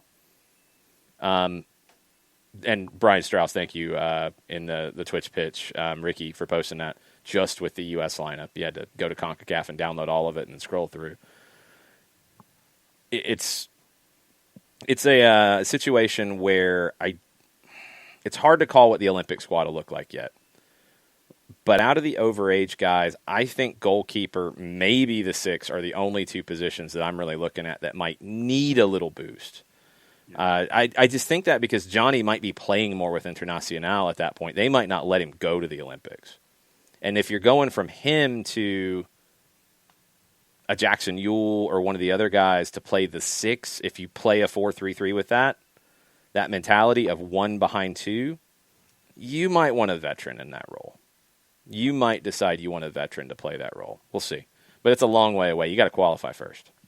Yeah, since you tackled Tafka's question about the overagers, he also says that looks like, according to Transfermarkt, Giannis has been injured for about a month, and he may not be available. Is his question. Yeah, when you get to March, we're having a different conversation. We get to that tournament. If he's out, then it's somebody else. I mean, if I got to pick somebody else right now, if he's out of it, Lewis is a prime opportunity to play there. Kate Cowell potentially could do it. Conrad is in the team from Barcelona. He would be really interesting in that role. He was somebody that was not part of the mix with Matt Doyle. So if you can get him and he's with Barcelona B, far more likely that you could do it. He might be that option. He might be that answer. A couple of other things on Twitter and your Calvin Phillips update, according to Marcelo Bielsa, just listing it as a muscular problem in his calf with no date for recovery announced. Yeah, that doesn't sound good. Calvin Phillips. That doesn't sound good at all. The Colonel has posted a picture of 2 cans, one that has organic wild brown rice and the other that has organic white jasmine rice. And he says, "Are you kidding me? Canned rice," with crying emojis. You don't make canned rice, do you? Mm-mm. You don't. Like I said, you only do the microwave rice. That's it. Yep. Microwavable pouch, or Patty will put it in boiling water on the stove with the pouch. Put the pouch in boiling water? What? Yeah, because it has like the air holes in it, and you put the pouch in the boiling water, and it boils it inside the pouch so it doesn't go spraying all over the place. Why don't you just make rice in boiling water? Because if it's already in the pouch, then it does it. You're taking away the margin of error of having it exploding and going all over the place. Have you ever cooked rice and had it explode and go all over the place? I've had water boil over the top and had it spill on a surface unit. How do you manage that one? Well, I think usually it has to do with walking away and then going for a couple of minutes and looking at a clock and then going, "Oh crap, there's water all over the place." And that's really a horrible thing when there's water all over the place. That's a tough cleanup. Well, I mean, it's just boiling, and then the rice is attached to it, and you have to, then you have to do the whole thing all over again. You have to pay attention to it at that point. Oh man, I know DM Tim. I ask why. I ask John why about a cooking thing, and it's always a bad thing. It's bad. Perfect Tommy recommends you get a rice cooker. Yeah, it's usually referred to as the boss. I don't think the boss would like to be referred to as a rice cooker. There's She's actually better. She's better at cooking than I am. no, John, no. You need to stop talking before you get yourself in trouble, which you already have. The rice cooker is an actual kitchen apparatus that cooks rice. Is that the thing that kind of sounds like a crock pot? It's like a crock pot for rice, and it sits there and it gives you the tss, like a sprinkler. Sure, that's what it is. Okay. Because I thought I remembered my mom having one of those when we were growing up or something. Yeah. Yep. Wow. Anyway, I'm gonna have to cook some decent rice for lunch, I guess, to make up for this conversation. Well, one more thing on Twitter to catch us up. Speaking of top six from Nathan Pugh, thoughts on Everton getting in there, staying with a good team and a stadium investment.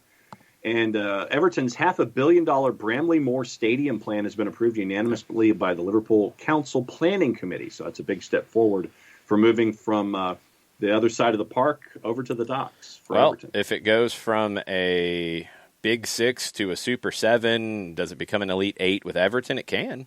If you've got better stadium, new stadium, more money coming in, how long is Carlo going to be there? You got to keep Hamas now. He doesn't like the weather. There's only so much you can do about that. They can be. They can be. They probably should be. And with the new stadium, they definitely should be. We'll see if they actually do. And I want them to. I want them to because I think they have more in them than what they are.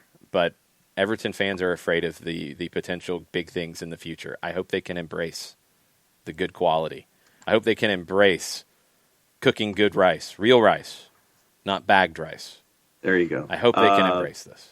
I think they're 2 steps away from actually breaking ground at the docks, and if everything falls into place, it would be for the 24-25 season at the unveiling of the stadium. It's a 150-week project in the build. You can get it to an Elite Eight by then at that point then. If Leicester solidifies themselves as part of the Super 7, you can go to an Elite Eight with Everton and their new digs. That could do it. And that catches us up on Twitter, sir. All right. Couple things on the news front. Adam John to Orange County SC. Yes, it is a loan. That is a bit of a technicality. Jeff Reuter at The Athletic broke that down pretty well. He signed a multi-year deal with MLS last year. Atlanta waived him, but he's got a guaranteed contract. So he is under an MLS contract, so it's paperwork to loan him while he's under his MLS contract. J.J. Williams went through that as well last year when he was waived from Columbus, went to Birmingham on an MLS deal, basically loaned from Columbus, but really by the league in that situation. And then Atlanta grabbed him, and he came to Atlanta. Then they let him go, and he went back to Birmingham. So he's out of MLS contract now. Adam John is not. He's technically on loan. It's a technicality because of the contract he signed last year. It's not going to affect Atlanta's cap or roster space or anything like that. At the league level for MLS, they named Sola Winley as the Executive Vice President and Chief Diversity, Equity, and Inclusion Officer. Winley, 27 years of experience with the NFL, with A&E TV networks, has had his own consulting and advisory companies, will oversee MLS's diversity, equity, inclusion initiatives related to soccer and underserved communities and among its vendors and partners, work with the Owners Committee for Diversity, Equity, and Inclusion, and work with the leaders from the league's Black Players for Change organization. Started a week ago with the league, reports directly to Don Garber. Excellent. Excellent hire, great experience, excellent initiatives that he's going to be overseeing. MLS needed that. Good on them for getting this done. Columbus, they could have up to 30% capacity at home games, according to the governor, Mike DeWine. That's all the teams in outdoor venues in Ohio. There's some separate things on indoor venues. That's for hockey down here on another show. The announcement's expected on Thursday. DeWine says, we think that 30% is a logical place to start, provided they can also have the distancing that is required, also with masks. What we have told them is we want to see your plan and we'll review the plan. Their local health department, county health department will review the plan as well. Now, Columbus is going to have players report tomorrow. They're going to start their 7-day quarantine. They're going to do their entrance physicals in Ohio. They're going to then go to Chula Vista, California, March 3rd to the 13th. Then they're going to come back to Ohio to have training sessions the 17th through the 20th. Then they'll go to Orlando for a second camp, March 21st to April 5th. They're going to be setting up friendly matches, etc. It's a lot of travel. Okay. We'll see. They open CONCACAF Champions League on April 8th against Real Esteli of Nicaragua. Chicago. Hot Time in Old Town, SB Nation outlet for the Chicago Fire, was told that the majority of the players were back in Chicago, and the players decided to begin their quarantine yesterday in order to officially begin preseason a week from now on March 1st. That's ahead of the MLS schedule, but they could do that if they quarantined ahead of March 1st instead of arriving on March 1st and then quarantining. So now Chicago is going to train in Bridgeview from March 1st to 6th. They're going to go to Orlando for the rest of the preseason starting on March 7th. So that's a couple teams that we know will be in Orlando. I would assume a third would be Orlando City unless they're going to leave town and go somewhere else, which maybe they will. On the Red Bulls front, New Jersey Governor Phil Murphy announced on WFAN radio that next week fans can return to arena stadiums that can hold more than 5,000 people. Outdoor venues will be allowed to have 15% capacity. So Ohio 30%, New Jersey is on the 15% front. Another off-the-field thing in MLS, Dallas, multi-year partnership with Frisco-based technology company MTX Group. That's the front of the kit sponsor. It's also going to include North Texas SC and USL League One, the Academy, youth jerseys. Team hasn't disclosed financial value or length of the agreement. It's the second shirt sponsor in the team's history. Advocare will move from the front of the shirt to the sleeve with this deal. So a lot of movement in MLS as we get closer and closer with teams starting quarantine, with plans emerging. All of these things are starting to happen. Some other news from around the world to keep an eye on the rest of the day. The DFL, the German Football League, have fined Borussia Dortmund €75,000 for breaking league coronavirus regulations following their win against Schalke. A little bit of celebration. Shouldn't have been videos of, shouldn't have been pictures of. Footage posted on social media by several players not wearing masks, not social distancing, fans greeting the team bus with flares upon the return, no social distancing. They get the €75,000 slap to the face. That's a pretty heavy slap to the face. Deserved. Yeah, it is. It's people are starting to get out of that comfort zone and showing up with flares with the team coming back and all this. Like be careful, folks. Yes. Serie A looks like it's getting closer to DAZN getting the domestic TV rights in Italy. They have a agreement with Telecom Italia, the largest phone carrier in Italy, that is going to back the $1 billion and some change bid.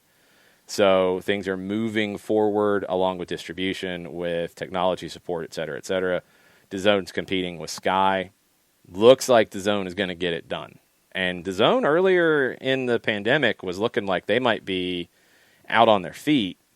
They're bouncing back pretty fast. And we will see, because they've got Germany and they've got Italy as key markets that they're going to be moving forward with. Fiorentina might be moving forward with a new manager in Maurizio Sarri. They have met with him.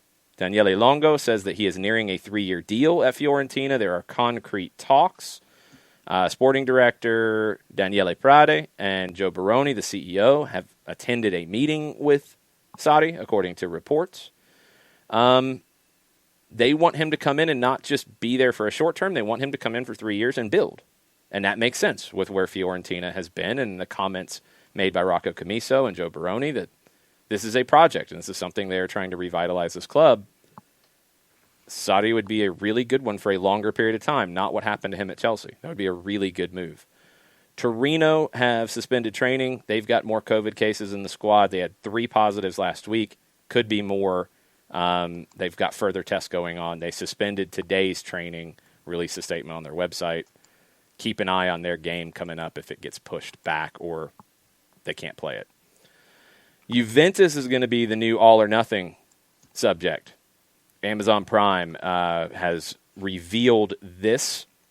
Juventus have been filming for it this season.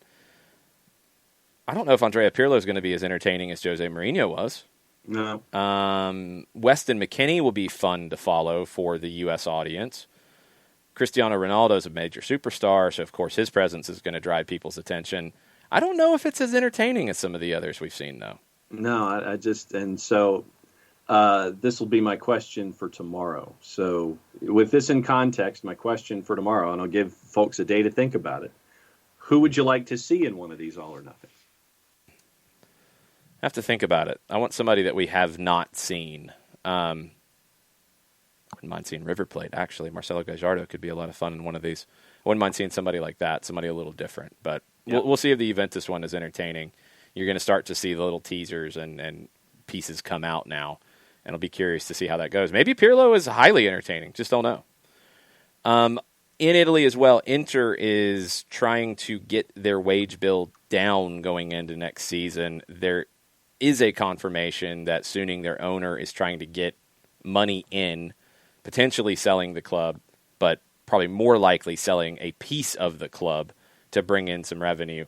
But they are trying to get their wage bill down. They tried with Christian Eriksen and couldn't pull it off. Eriksen's now delivering on the field. What do they do going forward? Watch Inter try to cut salary in the summer. And they might be doing it off of a Serie A title, but they got to get that wage bill down.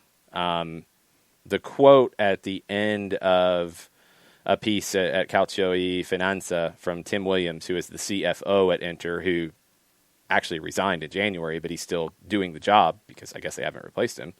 Kind of strange. He said, "We've been able to strengthen the team with free transfers and loans. The wage bill is probably higher than we would like." They got to get that sorted out. Luis Suarez talking trash about Barcelona still. Luis Suarez's favorite thing other than scoring goals. He told France Football, "What really annoyed me was being told that I was old and that I couldn't play at the top level anymore and that I couldn't play at the level of a big team.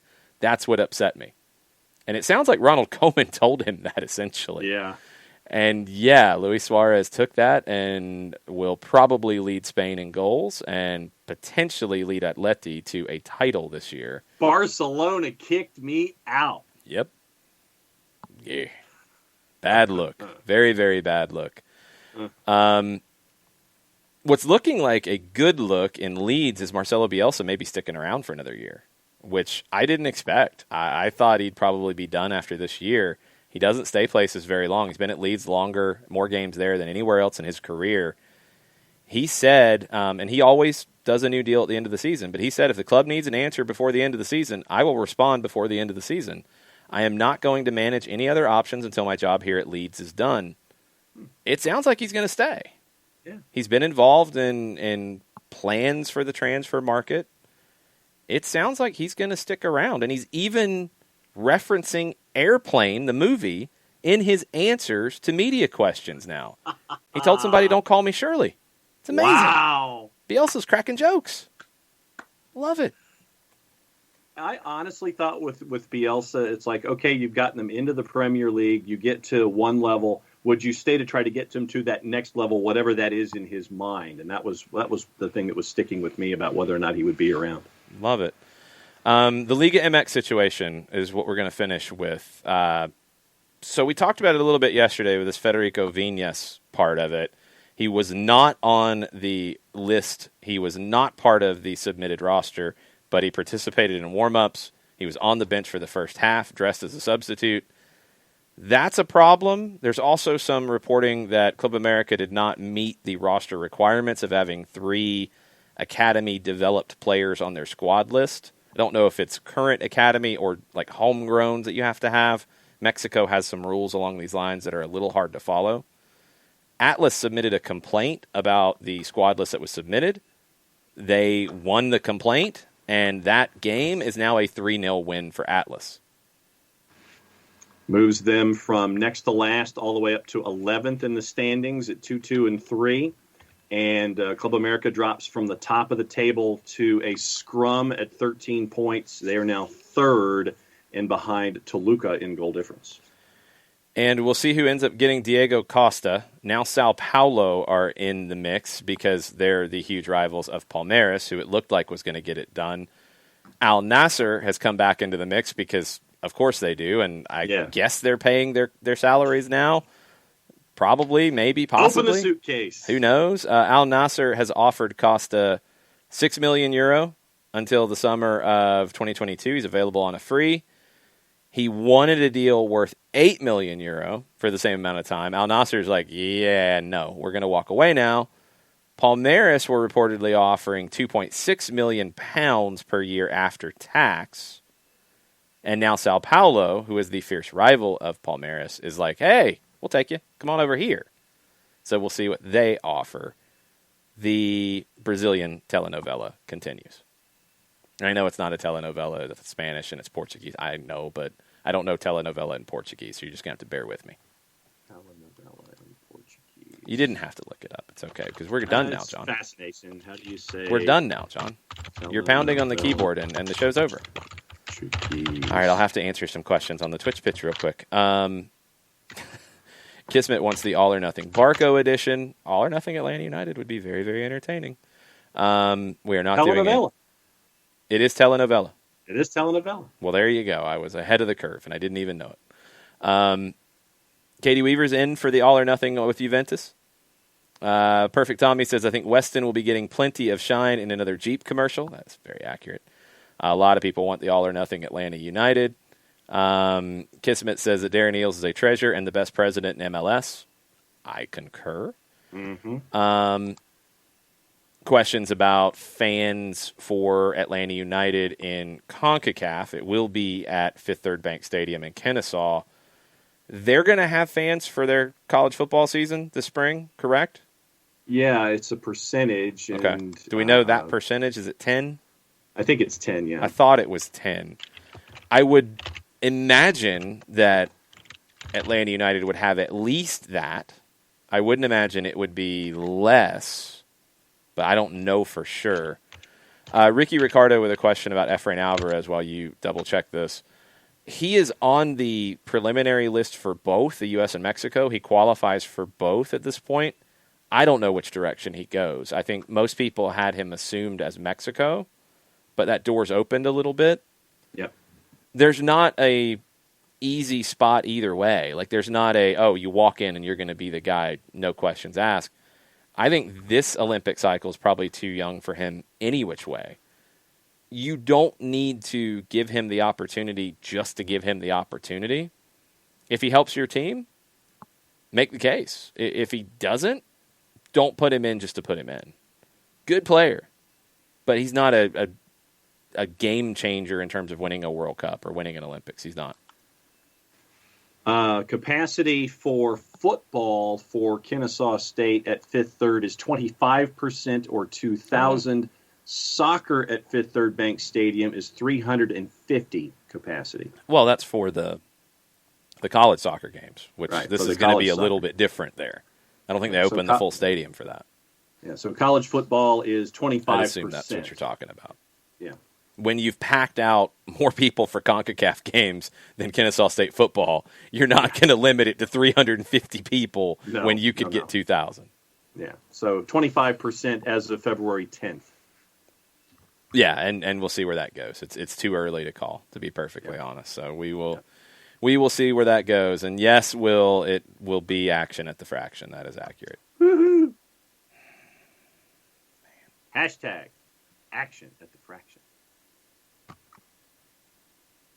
So absurd.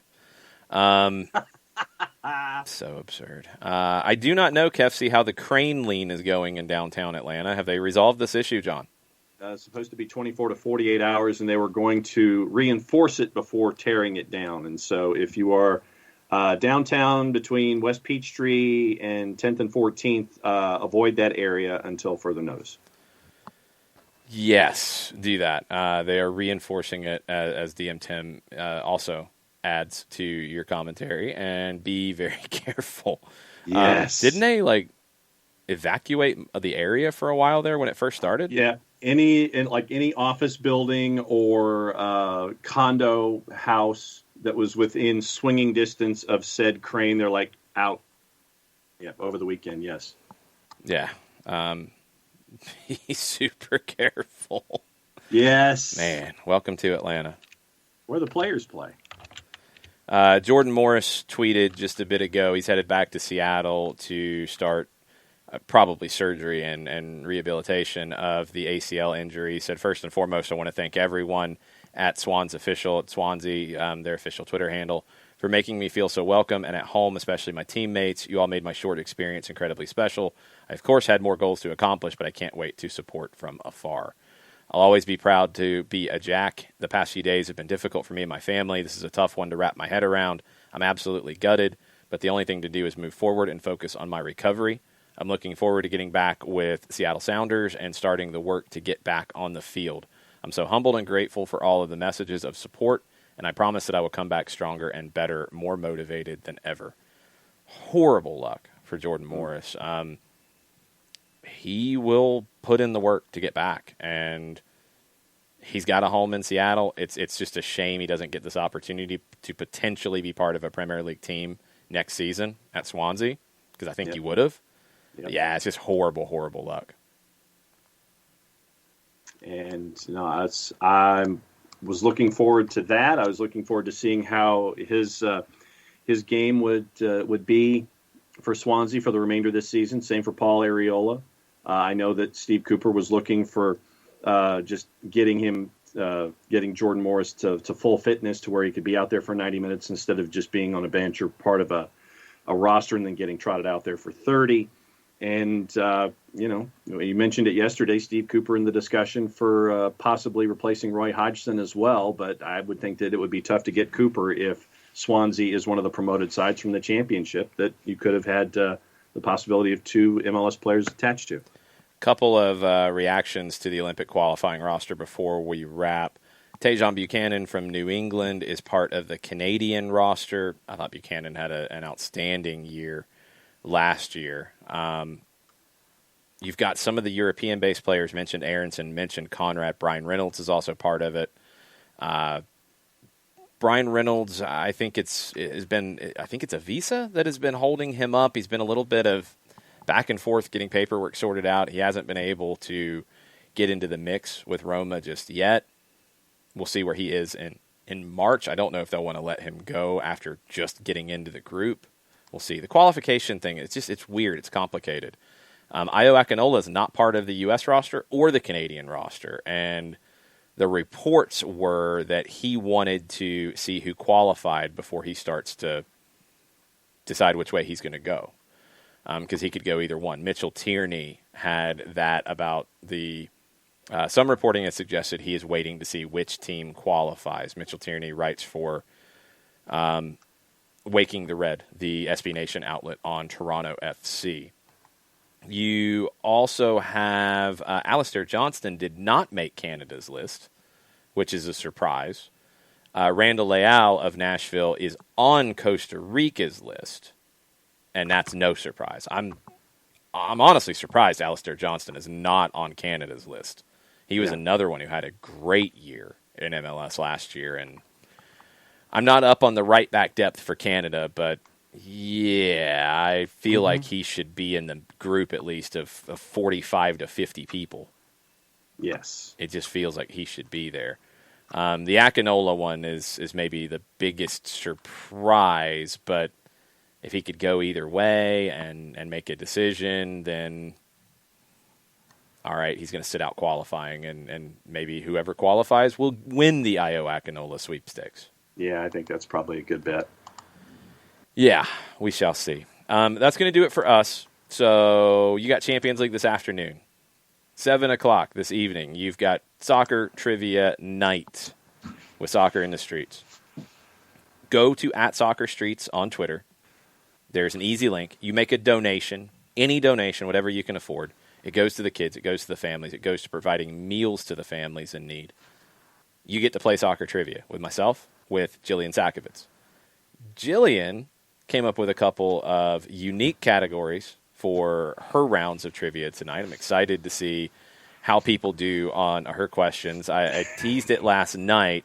one of her categories is the TV broadcast team. Mm-hmm. So there's some really good stuff on Dan and Kevin and Jillian and how well you know the TV broadcast team. So that's going to be fun.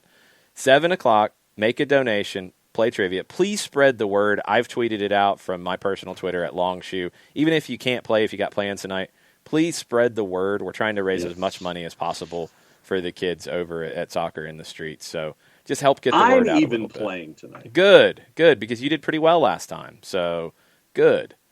We're going to continue to do these. It's actually been a fun thing, and you guys have been very generous and raised a good bit of money for an initiative that Soccer in the Streets would have never planned to do before a pandemic. So to bring this to life and to help fund it through asking soccer trivia questions and asking which boy band played at the Women's World Cup closing ceremony thing is great. So I'm glad that we can put these things together, and I'm glad that you guys are entertained enough to do it. So thank you. But spread the word if you can tonight, even if you can't participate. Put down on your books, March 11th, that's going to be our first brewery tour stop. It's going to be with our friends at Wild Heaven in West End. Big venue, socially distanced. They've done a lot of events very safely. They've got a lot of experience in how to navigate things right now. Hopefully the weather's going to be really nice and everything will be open there, and it'll be really good. We'll have a lot to talk about. We will be talking to the folks at Soccer in the Streets on that day because their West End field is right around the corner. But we'll be in the middle of preseason, and there will be plenty to talk about from an Atlanta United perspective. Even if you can't come and if you are not comfortable coming out, I totally understand. I get it. I know. There's going to be ways for you to participate from home and on social media and on Twitter, so we'll keep you posted on that. Everybody likes Wild Heaven, right? Everybody likes to have a Wild Heaven if you like a beer, so we'll come up with ways for you to be part of it, even from afar. But March 11th, that's going to be our first, and we got a bunch of these coming for you, and we'll be good to have bigger crowds as we go. It will be exciting, but man, I can't wait till we can get to where we're not worried about all these little elements to it, and we can just have everybody come out and have a beer and talk soccer. We're getting there.